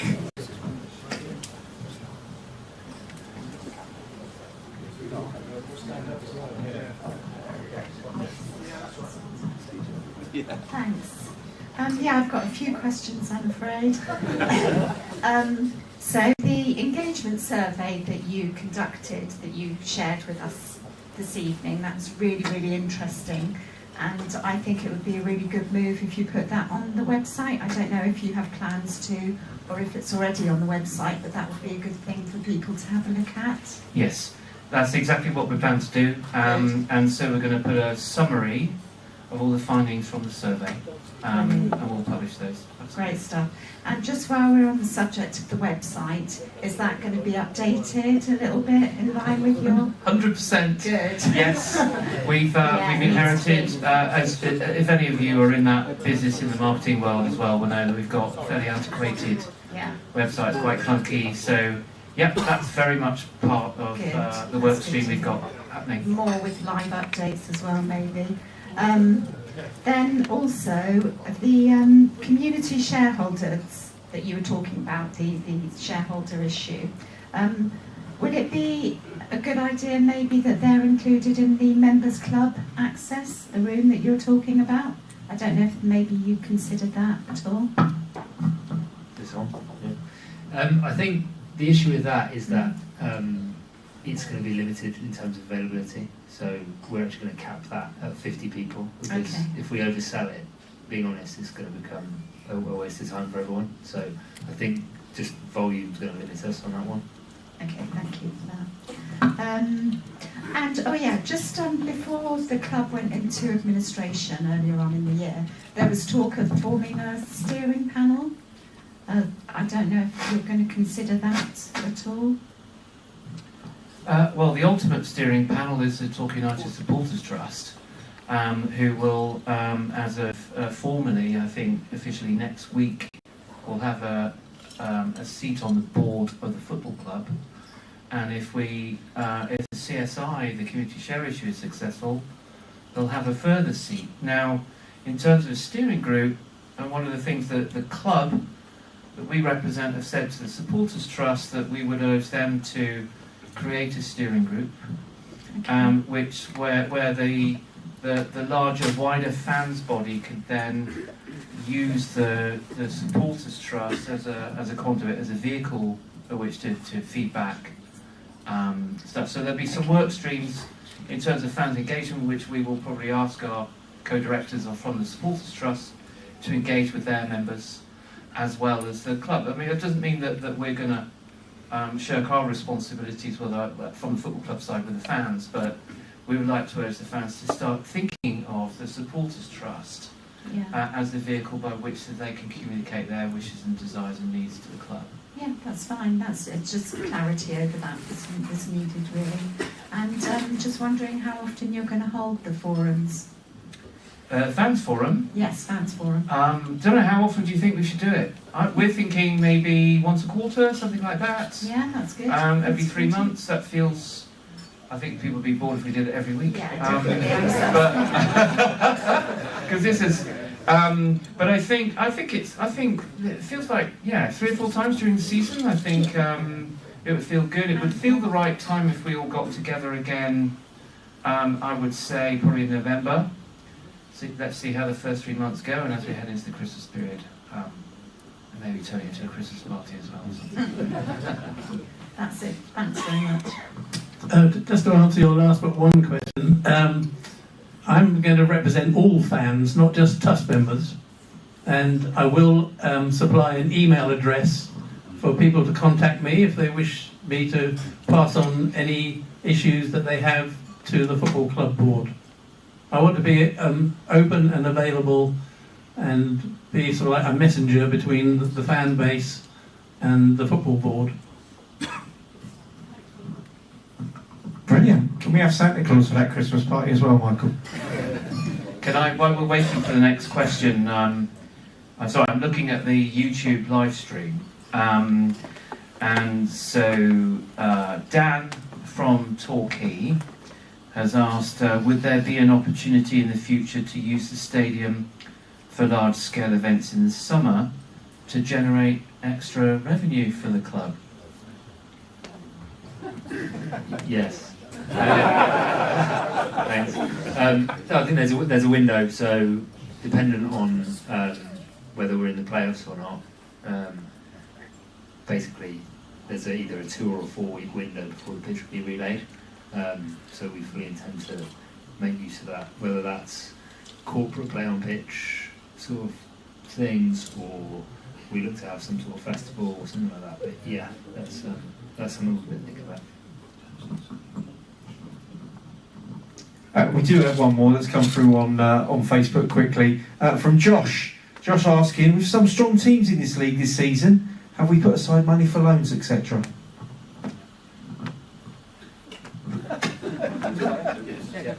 Yeah, I mean, as Joe said, we've started off extremely well. There's a surplus amount of money. Paul and Neil have done a great job assembling the team. We think we've got a competitive team. We're not going to make any assumptions how far we're going to go because we don't quite know, how it's all going to start, and we don't want to make any estimations on the other teams that are in that league. But definitely at Christmas or around that period, we'll be looking at loan deals. That's already going on a little bit at the moment to look at players as well. I don't mind saying that I think if we look at the squad at the moment, it looks competitive, but maybe central midfield could be an issue, especially with Oscar living, up north, etc., and playing for the game. So that's something that we're looking at as well. But yeah, obviously we're looking at loan deals as well.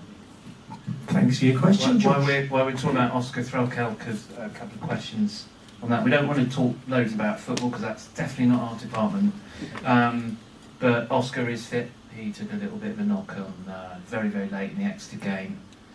Those who were at the fans' open training this morning, he was here, but he didn't train with them just because they don't want to risk him. If Tiverton was a National League game South on Saturday, Oscar would have played. Anyway, that's all I'm saying. Okay, next question in the room, Michelle. There we go. Yes, going back to the community share issue, it's kind of a question or an affirmation. So Matt mentioned that if you're a member of Sports Trust, everybody has one vote, whether you be on the board or not on the board, on issues that we need to address when they arise. They haven't arisen in the last few years for various reasons, but now we are more inclusive in the club. And they call it the golden share issue in the government fan-led review, but when we talk about movement of stadium, club colours, club badge, etc., I'm just asking the question, but I'm presuming that when we talk about anybody who's a member of trust would then be involved in, if there was any question on colours or question on moving the stadium long term down the line we're talking about now, that would be the sort of thing Trust would be going to their members for feedback on before deciding whether it was a good idea or a bad idea. Because obviously over the last 5 years, just to finish, there's been a lot of discussion about, with the previous owners, about moving stadium, and there's been a separation of views on it at certain times.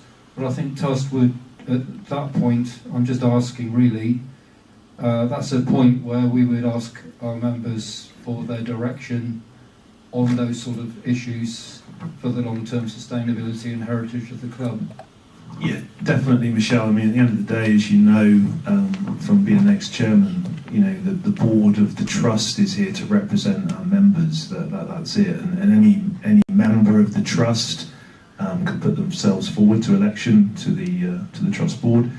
I think it's worthwhile mentioning at this point that our numbers have grown. Rick, is it about 850 now we're at? Something like that? 875, yeah. 875 members we've now got.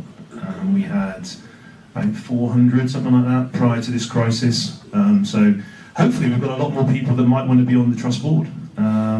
So, we welcome more potential board members. But ultimately we would, as a trust board, go out to the membership around any significant issues, because that's what we're here to do. So yeah. There's a couple of questions from the YouTube chat. This one's for Joe. What crowds do we need to break even this season?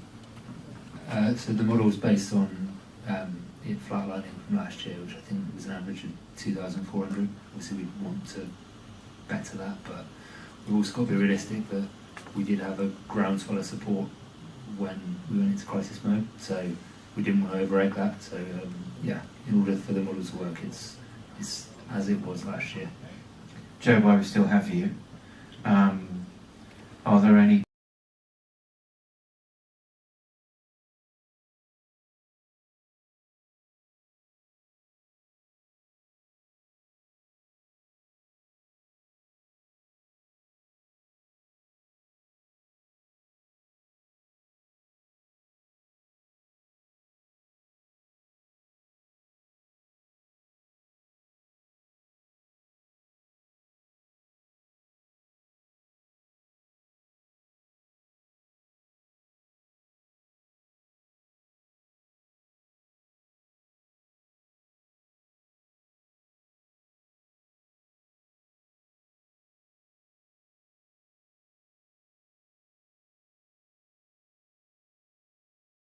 plans to have the women's team playing at Plainmoor this season? So we're entering into an SLA, service level agreement, with both the women and with the youth and the community sports trust, which basically will guarantee them a number of fixtures on the pitch this year, and every year moving forward. Now, I'm not saying that they're going to be... From Facebook, from Ollie. Ollie said, is there any idea if the Bristow's bench sign on top of the stand will be fixed as the letters are starting to fade? Who wants to answer that one? Yeah, believe it or not, we've noticed this. It requires a very big cherry picker, which is extremely heavy, and we lost the argument with our groundsman to put a 3-ton cherry picker on the pitch at the point that one of the consequences of going to administration and us getting the keys only 9 weeks ago is that the pitch was only redone 6 weeks ago, and so if we've got a longer off season and stuff, we can get fixed. So the truth is, we'll probably have to get it fixed at the end of this season. There we go, Ollie. We got apparently the sound's come back on now, so sorry if you lost your sound on the feed there for a bit. Into the room again, then. Anybody with the next question? Right, let's go down the front here. Okay, this one's about the crowdfunder. Obviously, the appeal is out to all Torquay United fans, but crowdfunding actually goes worldwide, and I think Torquay United actually, as a brand, has got a quite exciting story to tell. Obviously, the whole story about Bryn and that match being circulated on Netflix, generated the interest, but Torquay itself, in terms of, its heritage, its stories around Agatha Christie and a whole lot of things, might well interest the international market. And I wondered, Michael, who has an experience in that kind of thing, how we might market the crowdfunder much wider than the Torquay United fan base. Yes, we've had some conversations about that, and you're right. The beauty of there's considerable interest in the United States, particularly in football club ownership. Again, we'll call it the Wrexham effect. But there is significant interest. It's a huge opportunity. Asia too, so there's nothing to.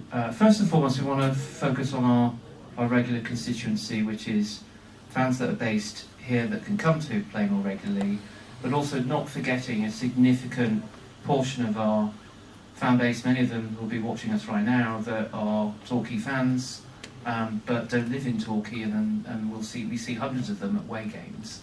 They're a massive part of our constituency, but no, the key plan is to market and push the community share issue internationally, and why not? And we've started having some thoughts about some channels and routes to market in North America and particularly in Asia as well. And we'll give it a go and see who's not. I think the Torquay, I agree with you, I think the Torquay United story is quite compelling and it's quite unusual. And there's many aspects of this club and where we're based, the English Riviera, being in Devon and Agatha Christie and all of that good stuff, will resonate with some people. So why not? Another one on Facebook. This is one for the Trust, probably for you, Matt. Is the Trust investment going to be an annual opportunity for supporters to invest in? Good question. at this stage, it's not in our plans to do it on an annual basis. That doesn't mean to say that we won't do another investment, but it's more likely to be perhaps focused on a particular need, maybe. So, I don't know, I'm trying to think, maybe something to do with the youth setup, perhaps. So if the club sort of came to us and said, look, you know, we're looking to try and raise X amount of money for something to do with the youth setup or what have you, maybe that might be an opportunity for us to go out for a specific purpose. I think, you know, it's a lot to keep on asking supporters for more money all the time, so we need to make it focused. But yeah, I think it would be wrong for us to say that this is the first and only time that we might try to launch such an issue, and certainly if it's successful as well. You know, that's the key, isn't it? So yeah, at the end of the day, what we're trying to do is to increase the fan involvement in the football club. So, as I mentioned earlier on, if we raise £100,000, you know, our shareholding will be around about 18% of the football club. So if we raise more than that, our shareholding is going to be more than 18%. So, you know, we want to get to that point where, you know, these guys here, we want them to be around for as long as possible. You know, they're a breath of fresh air. These guys have got Torquay United running through their veins. So, you know, there's no kind of hidden agenda here to try and take over the football club or anything stupid like that. This is about us trying to raise engagement of the fans, try and put the club onto a more and more sustainable footing. So I think, yeah, if the opportunity arises, then certainly, yeah. There we go, Richard. Hopefully that answers your question. All right, let's go to you here, sir. Is there a deadline on the crowdfunder? Yeah, thanks. Good question. Initially, what will happen is from the launch date, there'll be a 4-week period. Then we have the option with crowdfunder to extend it for another 4 weeks if necessary. I'm not going to say a specific date at the moment because I don't want to tie us to a date for launch, because that is still subject to getting approval on certain documentation. But as Michael said earlier, you know, we're looking to try and get this. We had indicated that we would be launching in July. It hasn't happened for a variety of reasons, but as I'm sure you can all appreciate, you know, we've got to make sure we've dotted every I and crossed every T before we launch. So yeah, it should be over the next sort of couple of weeks, and then it'll be 4 weeks from that date. And I just want to ask around the, we're hoping that we'll break even this year. Does that include paying back the creditors as part of the CVA, or does that come from a separate pot? So that doesn't sit on the P&L. So in terms of break even, no, it's not built in, but it is modelled in terms of the cash. Obviously there was upfront cash that went in. There's cash coming in from this from the CSI. So that cash is modelled in, and that repayment's modelled in, that we won't require further cash at the end of the year. But no, it doesn't sit on the profit and loss. Good. Any more questions on YouTube there, Michael? No? Right, there we go then, one to the front. Hi, so this is a question really regarding the community share issue for probably Joe and the Bryn guys. I've been interested in the fact that maybe £250 is a lot of money for an individual to put in, and therefore it might be a family putting the money in, or it could be a group of friends putting the money in. Now, I understand, obviously, from the work I've been doing with the group, that you have to have one name on the share certificate, but would it be possible on the shirt or on the plaque to include all of the, say it was like the Smith family, you could have all of the, you know, the Smiths up there, or if it's a group of friends, all their names on the shirt if they were to buy the shirt together. So in terms of the production of the kit, there's absolutely no reason why that couldn't take place. I think Matt is probably best placed to answer as to on the setup if there's somewhere on a form where we could define what goes onto the shirt. I don't know the answer to that within crowdfunder. Yeah, I had a similar question actually during the interval. So from a legal standpoint, the ownership has to be in an individual's name, but we're talking here about the benefits, aren't we? And this is where we can be flexible, because it's not enshrined in law what benefits we're offering, is it? So I think using your example, Bob, I think if it was somebody invested £250 from 25 individuals and they all wanted their name on the shirt, I think that's not going to happen. However, if you had somebody who wanted to invest £1,000 and they wanted it to be in the name of the Smith family, or £250 Smith family, there's no reason why we can't put the Smith family on the shirt.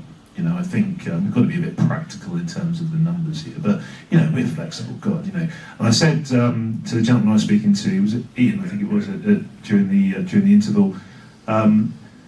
In the prospectus is my telephone number. I'm not quite so sure that was a good idea to put in there, but so if anybody wants to speak to me, they can do. There's also the email address for the trust in there as well. So if you've got a specific case, you want X, Y, or Z, we'll do whatever we can to accommodate you.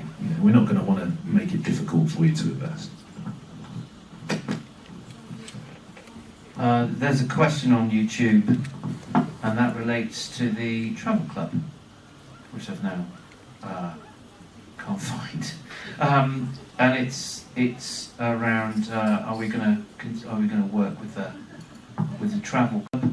I think the answer, you've already seen that. Yes, we are. We want very much to work with the travel club. They're a very important part of all the community activities we undertake, and we're scratching our heads to understand why they weren't engaged with the club last year. But yeah, Mark Shepherd there, and we've already started talking, haven't we, about potential sponsorship for the travel club, and that's something that we'll keep you updated with. But hopefully, we're going to get some sponsorship for the travel club as well.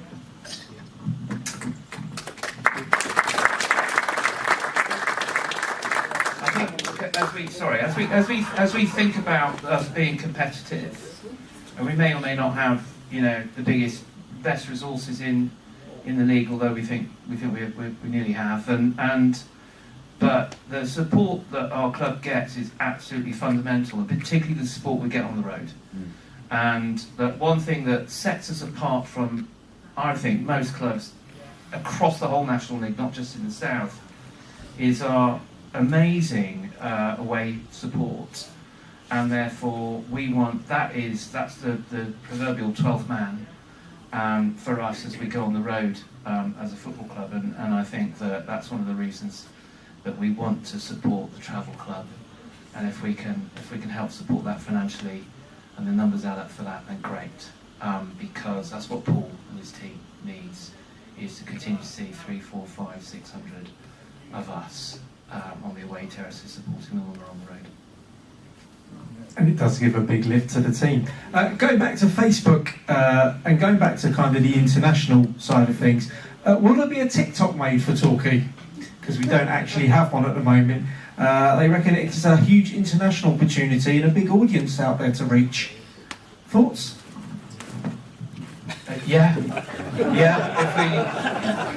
It's on the to-do list. We'll get there. But TikTok, I hear you. And listen, on a serious note, you saw those cohorts of fans that were those 4 fan cohorts, and the focus on engaging younger people in the club. We're not stupid. We know that we need to be doing more on all the social channels, and TikTok being prime amongst them, especially for the younger age groups. Absolutely. Okay, I see loads of hands up now. Right, let's go to the back, right in the middle here. There we go. Hi there, this is probably a question for Joe. You mentioned that your model had been based on 2,400 from last year. What is the value of each fan based on that model? What would a fan actually have to be worth to the club in terms of spending power per fan to actually break even this year, this season? On an annual basis, or? On an annual basis starting this year, and possibly if you can, projected for 5 years. The honest answer is I don't know. It's a great question. You've stumped me a bit, to be honest with you. Obviously, there's a few factors to take into account there. So, on the model, we kind of flatlined it, as I said. But what we also did was flatline season ticket sales. So now there's more season ticket holders. Yeah, there's more cash up front. But does that mean that actually we need to up attendances because those people are paying?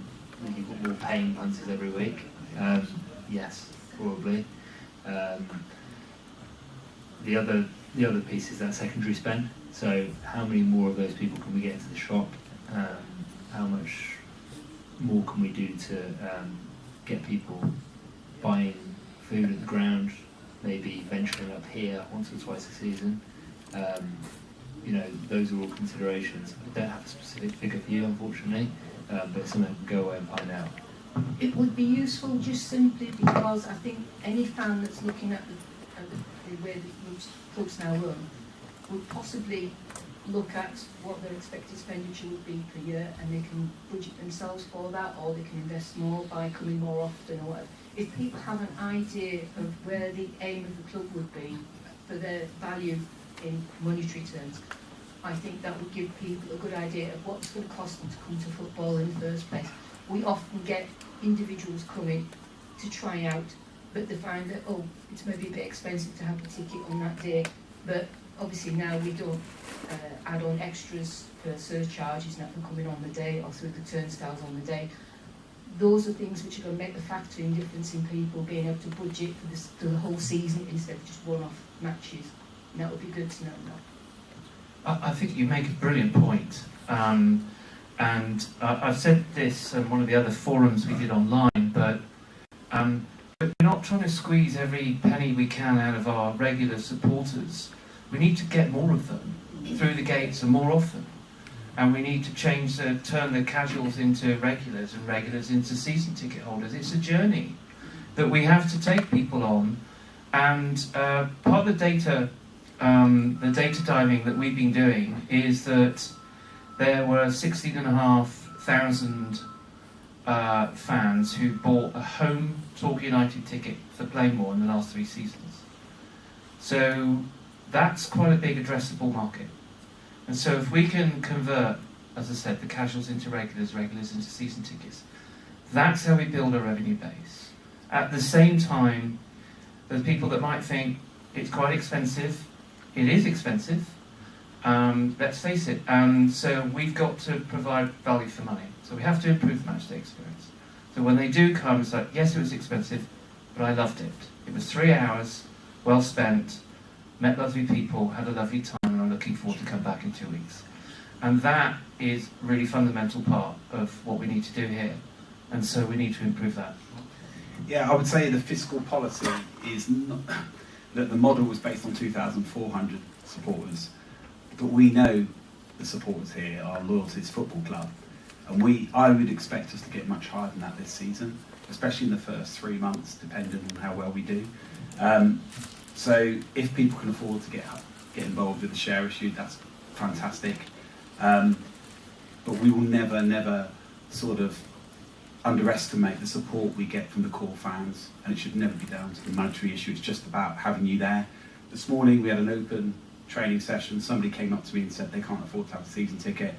Another fan came up to me and said, if I buy half his ticket, would you support it as well? And we said yes. So we want you all there. Obviously we want you to get involved in this share issue, but the biggest thing we can do is get bigger crowds at this football stadium. The way we do that is do things right, both on and off the pitch.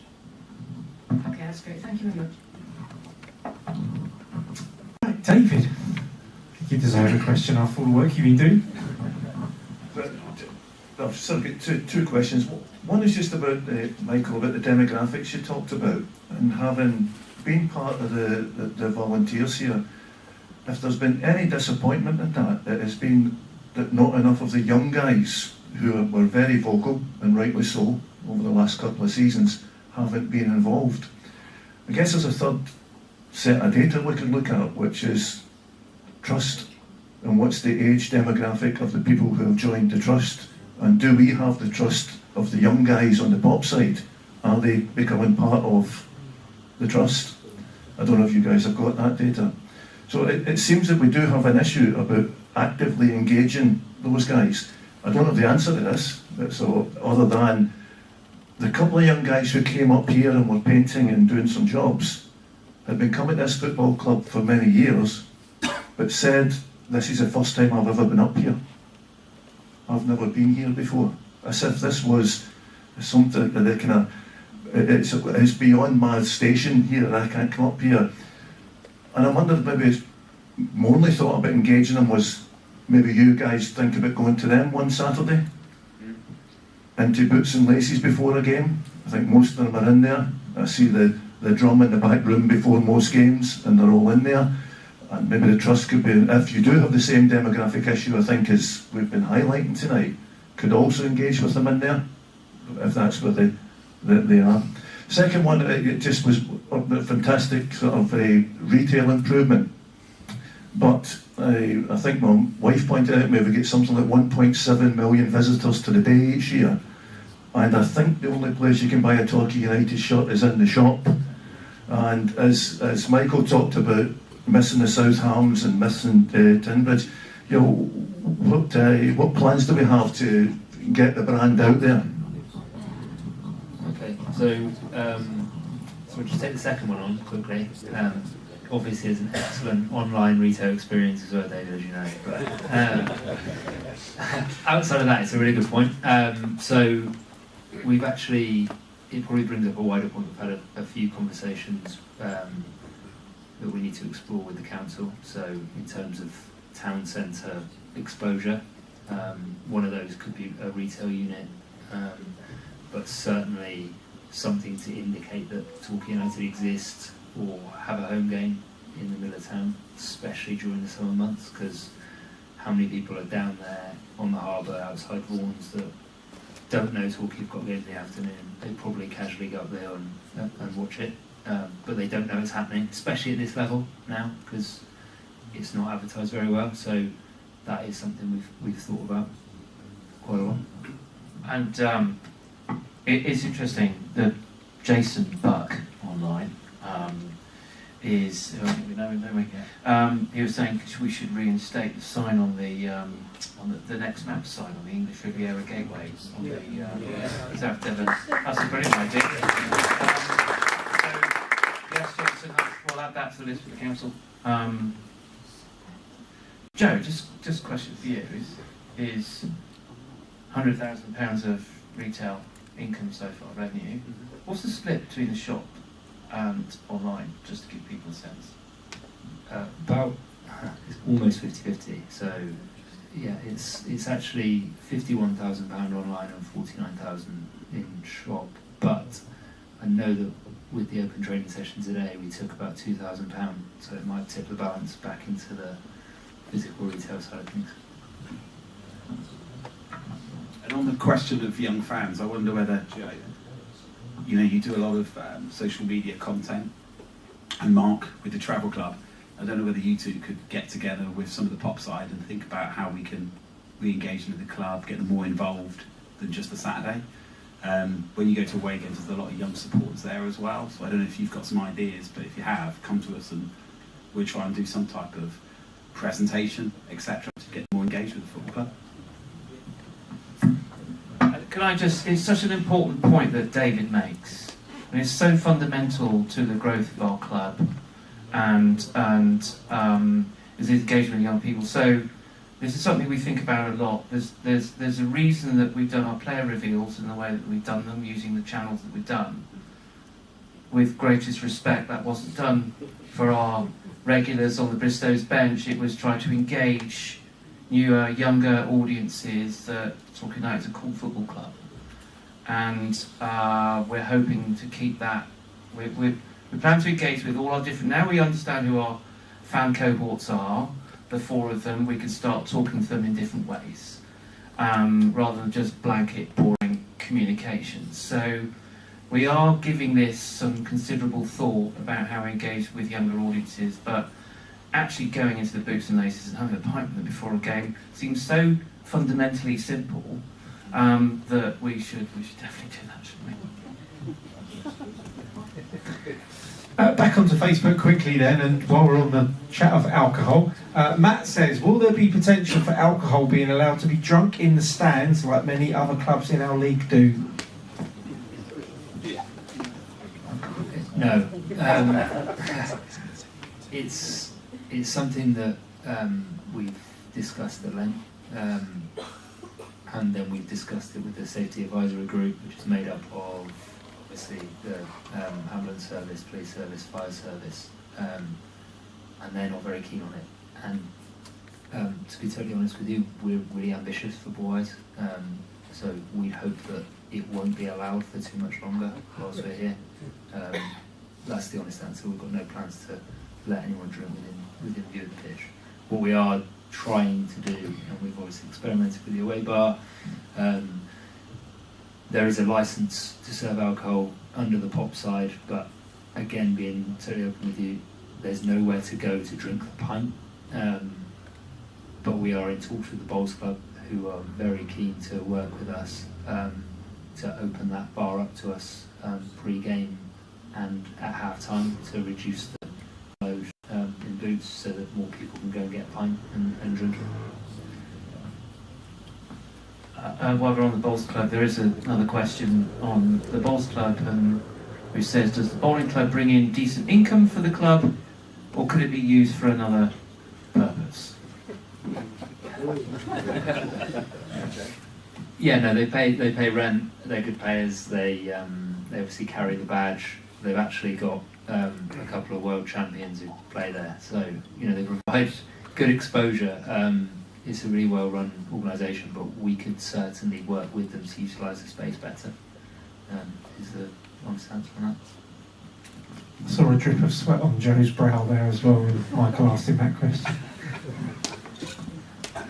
Right, back into the room then. Another question. Oh. Right, here we come down here. Here we go, sir. Is that working? It is. Right, a few friends and I like to come for a meal up here and, take a seat in the ground, whatever.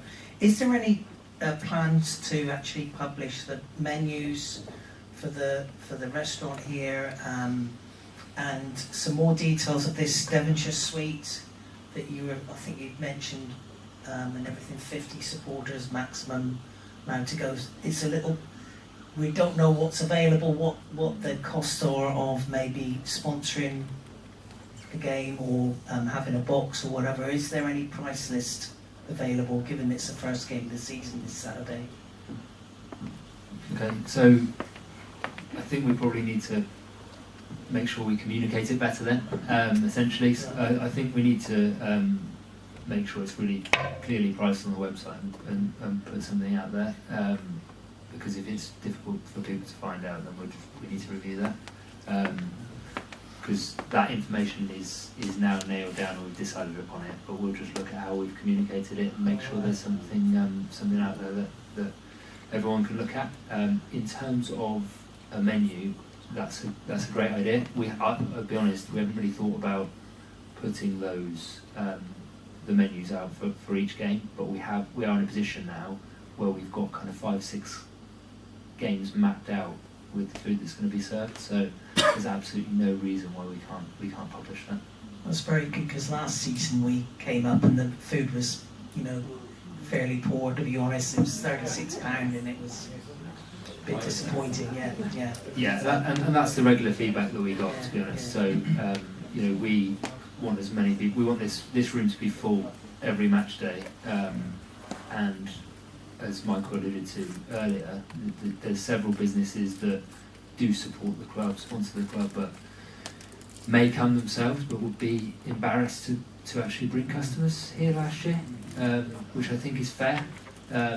So it's been a huge priority to get that sorted, and it's not going to be perfect first time round, but I think we've made some improvements already, and we'll continue to tweak it and improve it as we go. Next couple of weeks you might see it online then, the details.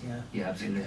Yeah, so for the Plymouth game, the sponsors were invited to come up to the restaurant for the food, and I can honestly tell you that every single sponsor said the food was unbelievable. They couldn't believe how good the food was. It was a 3-course meal, well served, good timing, staff were excellent, and all the feedback was so positive. I know you think I might say that deliberately, but seriously, that was the feedback. So it's a step in definitely a good direction, and I'd encourage anyone to come up and give it a go and try it out, because it is an exceptional experience. Thank you. There's just one more question I wanted to ask about the youth scheme, because it's really positive that we're going to be promoting the Torquay United Academy. I was just wondering what the difference is going to be with that in relation to our relationship with the college before, because we've always seemed to have had Torquay United youth teams from the college, and everything that was said about, you know, the youngsters going on courses, everything similar to what it appeared to be before. So what's the difference now? Hopefully that we'll actually execute upon it, to be honest. So we met with the college, and you know, to be totally open with you, they weren't particularly keen on partnering with us because they'd heard it all before. So that wasn't particularly well managed before.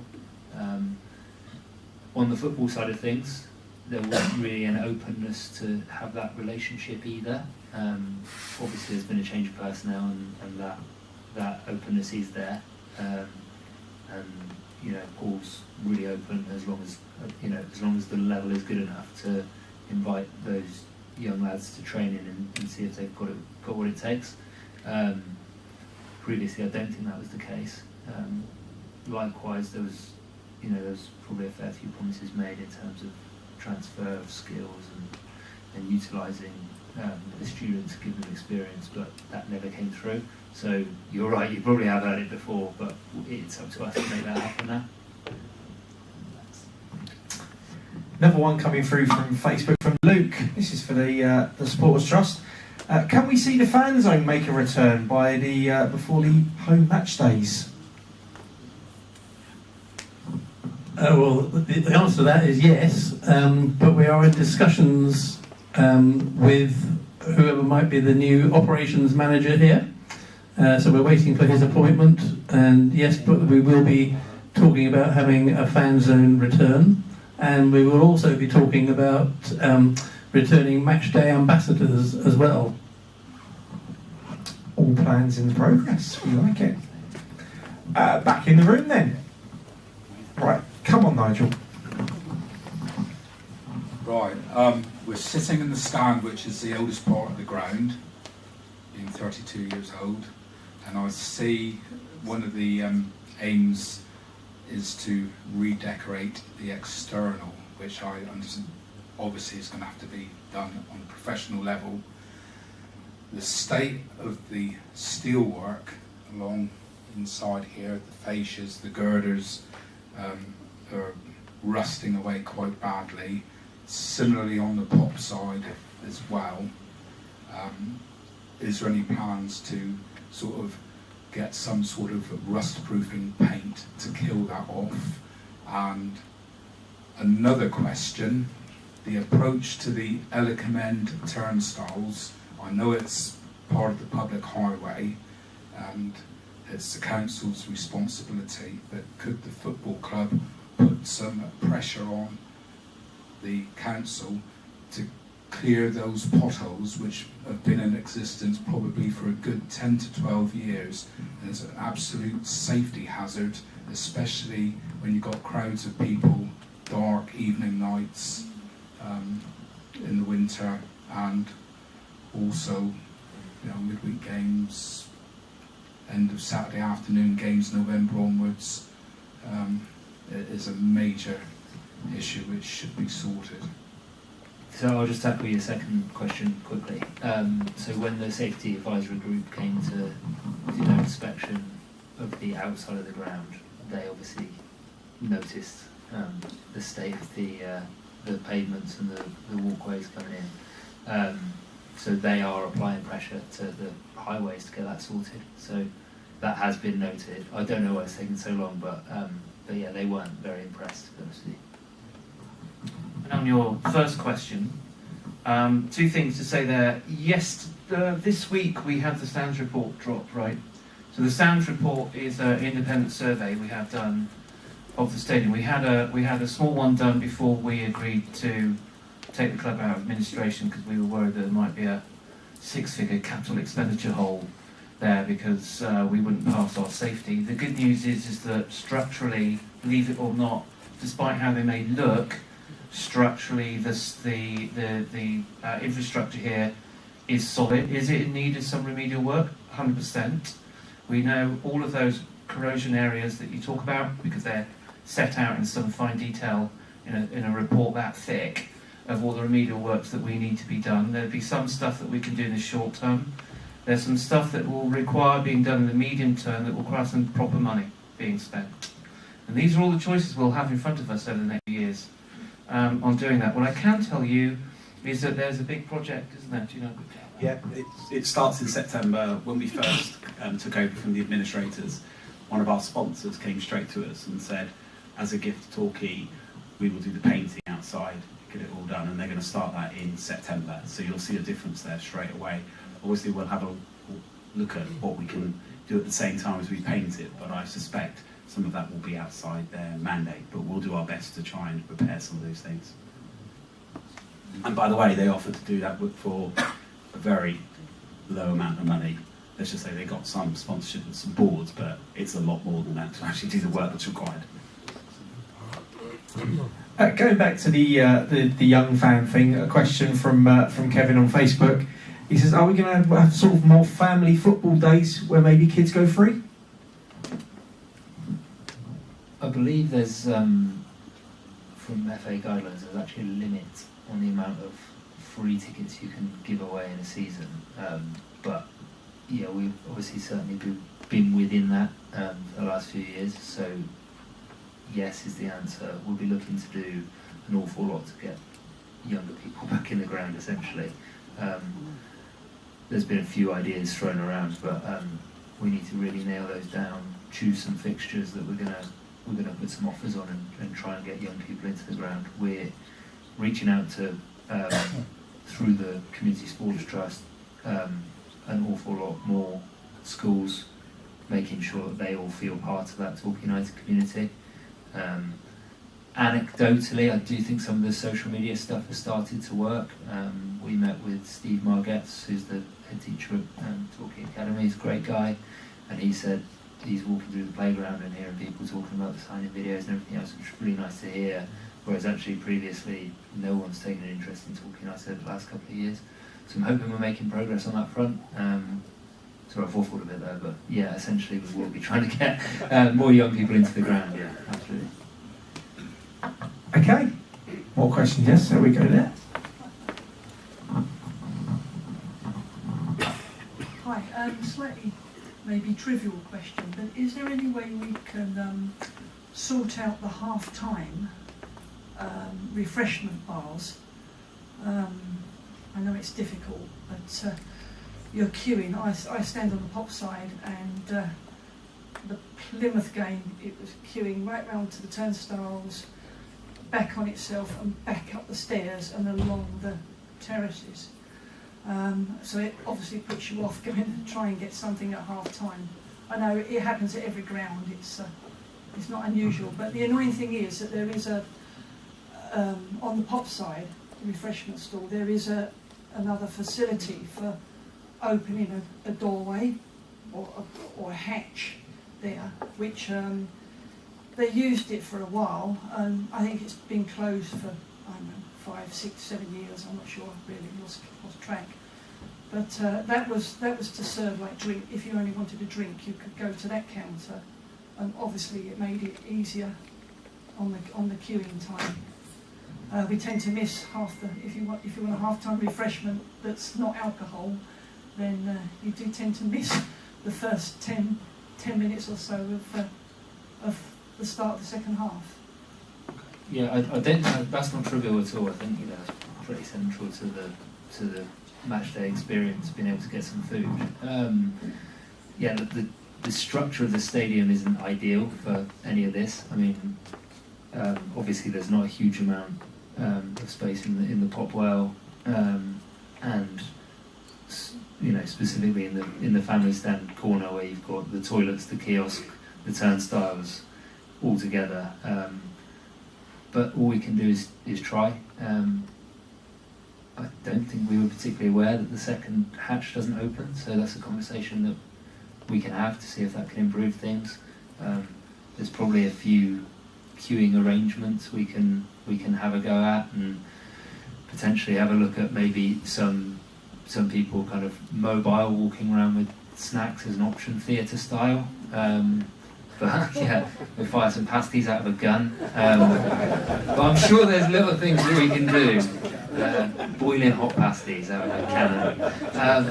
But I'm sure there's things that we can do to try these things. Yeah, we need to have a think and give it a go. But I think in the first instance, speaking to the guys who run the kiosks about whether opening the secondary hatch is probably a good start. Sounds a bit messy, firing pasties. Sandwiches maybe as well. Another question coming in from Facebook from Ian Rayner. He says, are you going to improve the disabled section?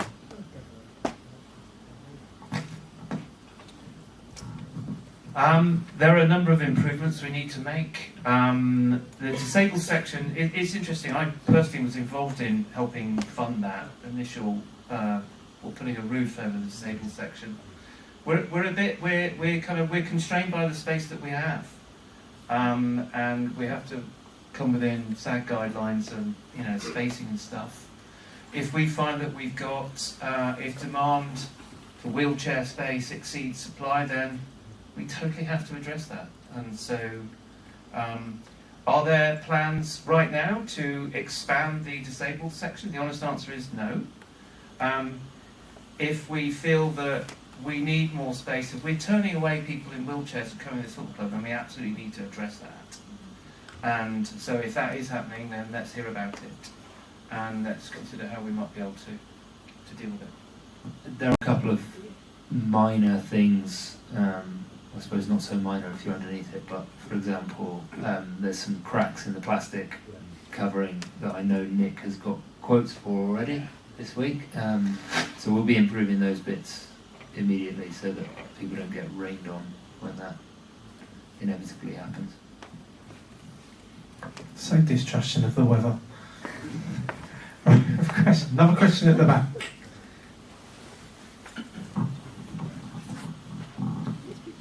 A couple of questions really. Firstly, are we going to use the woolen stand and open that for home fans to use where we get very few away fans coming for that potential match? If there's demand, then yes, we will. Okay, and secondly, how about some entertainment at half time? Have we looked into what we're going to do in half time? Are we going to go back to the keep the crossbar? I can't remember. The crossbar challenge, that's the one. Crossbar challenge. I can't remember what it called. Don't kick the crossbar, please. It's another time we'll have to get made. So, yeah, we do need to, and we have been looking at ways to make half-time more entertaining. You'll have noticed there was kids' games on in front of the pop side, which I remember was a permanent fixture in all the games previously. So we've reintroduced that now. Hopefully we'll have the uptake from the local schools so that they're on the pitch every week. They'll also be doing penalty shootouts on there. Hopefully I'm not breaking any conferences here, but for example we've spoken to the Torbay brass band who will hopefully be playing on the pitch before the game Saturday. I don't know if we can wheel them out again at half time if they're willing. But that is the sort of thing we're thinking about all the time, just how we can elevate the match day experience and make the most of that downtime at half time. But any ideas, we're all ears. Yeah, I'll just add to that I think any way we can engage the children to be involved at half time would be a good step forward. And also one of the things we've spoken about is maybe every Saturday having a live band in boots and laces at say 5:15 for an hour or something, maybe before the football, something like that, and maybe they could play a couple of songs at half time just to give the fans an idea of what they can expect with Boots and Laces, etc. Obviously that'd be hard with PA. Maybe Ian will give us an idea of how we might be able to do that, but these are the sort of ideas that have been spoken about. When we were at Tiverton last week, I know me and Michael, a couple of people came up to us about certain types of challenges for children's, obviously crossbar challenges, not something that they can get involved in, but maybe something like trying to hit the ball from the penalty spot to the centre spot and which one gets closer, etc., or get it into the centre area, etc. So we will sort of investigate all those sort of ideas, but I think really half-time, if we can get children involved and show the fans the engagement that we're having with the children in the community, I think that would be a good step. My ideas for PA sadly involve money. Right, we have another question. Right, hi. Yeah, actually, Marty just stole my thunder there, actually, because I was just going to discuss music. Yeah. You can't sing, can you? Well, what do you want me to sing? You don't want to wear it now. I'm not going to put people through that after they've been through this for 2.5 hours. But we're talking about, you know, our shop is open on a Saturday here. Can we keep people in our shop on a Saturday? You know, we've had the very successful Oasis tribute band played here previously. Now, no, in the past, we've had bands play here Saturday night, and it keeps people here and spending money. Now, what we don't really want is people leaving the football club and going downtown when perhaps they can be staying here and spending the money in our football club. I just think that might just be a good idea, just to trial it, because live music scene around Torbay is quite good at the moment. I think there's lots of bands playing almost every night, every weekend. Why can't they play at Boots and Laces? Yeah, I mean, as you know, Simon, I've got a bar down in Paint the Steelhouse. Thursday nights, full, absolutely full. We're going to use some of those bands after the game in Boots and Laces. I think it's absolutely ridiculous that we're not taking advantage of having all these fans who could be going downstairs into Boots and Laces. And ideally, it does need a revamp. Ideally, we need to make sure that we can accommodate couples, families and supporters, and that's something we've got to think about. How we work out with the football after games and other aspects we need to maybe think about. But there's no doubt about it. A band for an hour or a couple of hours or 2 slots should 100% be playing in that bar after a game. It's ridiculous. I don't quite know why it's not happening. Yeah, no, absolutely. I mean, I believe that there was a sort of dispute with the council last time. That was the reasons the previous regime sort of said we can't have any music here. But whether that's still the case or not, I'm hoping that's not the case. There was a lot of smoke screen, and the council was used as smoke screen for most of the decisions that could have been done and should have been done. So, and oh, yeah, fine. Yeah, and I think that just on that theme is, look, there is we can't do everything this season. We are fully aware that, you know, and there's been some comments online, the PA system needs a desperate upgrade, right? It's awful. That's quite big money.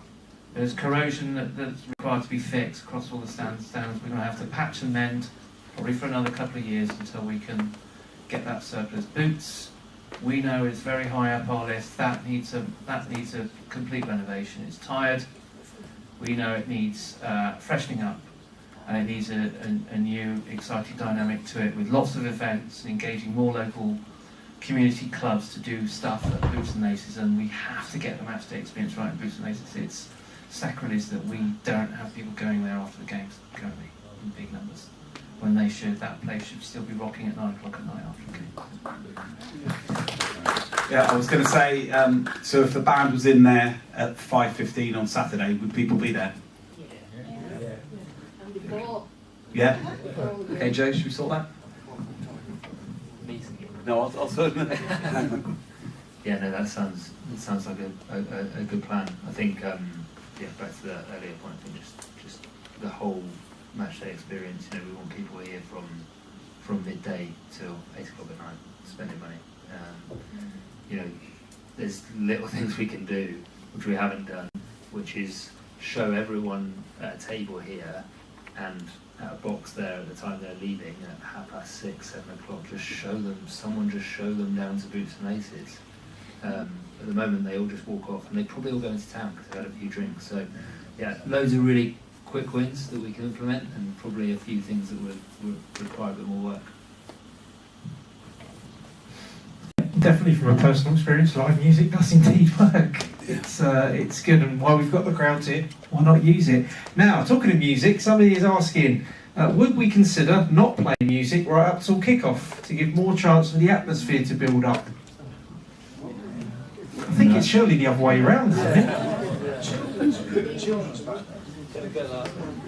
Yeah, no, I'm with you. That sounds like a bad idea.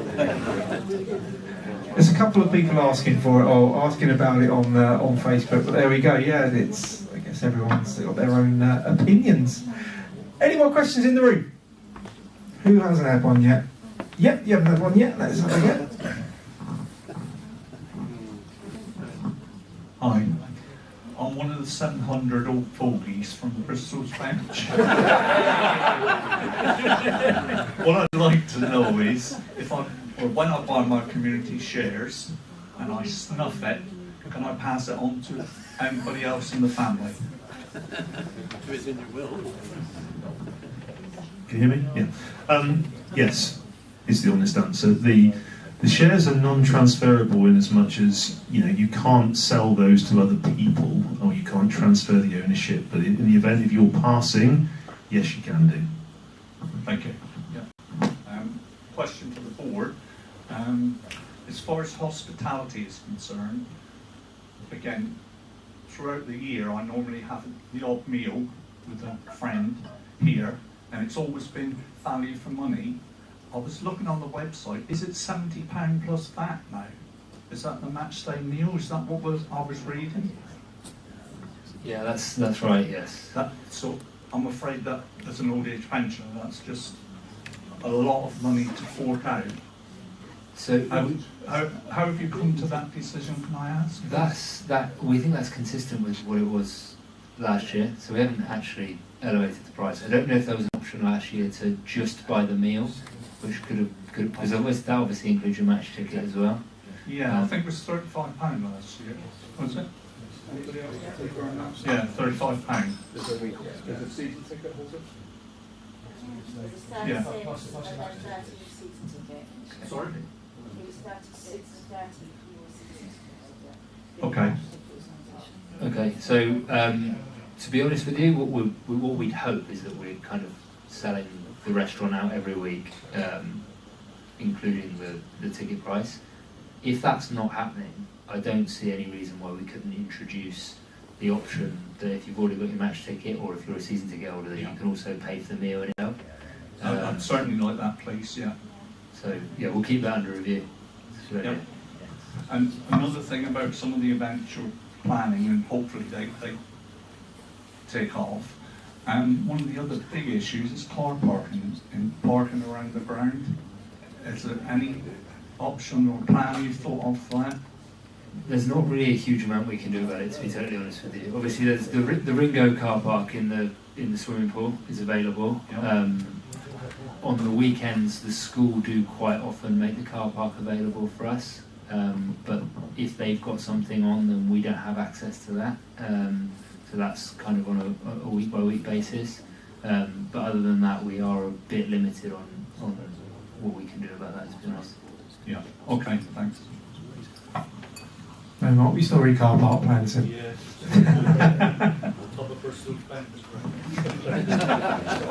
Fix the sign at the same time. Welcome right. All the ideas are coming up now. Any more questions? Michelle? It's kind of not a question, but I just thought I'd fit it in because I worked as a teacher, as secretary of Torbay schools through the era when kids came and played at half time on the pitch.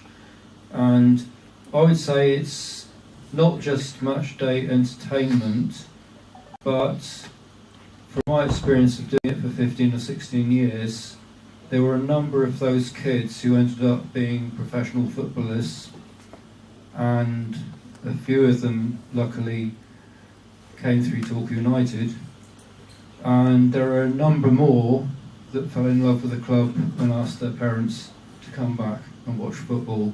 So I think it's not just entertainment at half time with kids, I think it's also marketing. Yeah, great. We just had clarification on the music before the game as well. They're meaning between about 10-20 seconds before kick-off rather than actual build-up. So yeah, okay. Yep. Probably make this the last question because it's wrapping it up in a minute. I was just going to ask about the away end. When we get switched around by the opposition, is there a potential to allow some of the pop side to transfer into the away end second half rather than going towards an empty stand? Some of the pop side can go and make some noise in the away end. So it's an interesting point because there is some psychology about the hardcore of fans being in an end of the stadium, which was discussed and quickly dismissed. Just because I know they wouldn't be received too well by the Bobsiders if we all of a sudden shove them in the away end. But there definitely is something in that. The issue is with that is that if people aren't going to stay in that stand, then it does cost us more on a match day in terms of stewarding and security to leave it empty for one half and then let people go in there in the second half. If we shut it entirely, there is a decent cost saving. So we probably wouldn't do that on the one-off, to be honest with you. But maybe towards the end of the season, if we're fighting for promotion and crowds are up.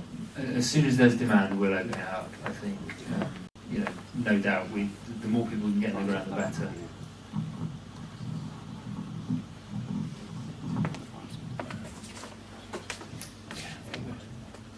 That's just about it. I think we'll wrap it up there. I think that's been very good. It's been very informative tonight. There's been lots of information to take in for you guys. Thank you so much for your questions as well. Thank you to all you guys at home for tuning in, watching, and we hope that some of your questions have been answered as well. But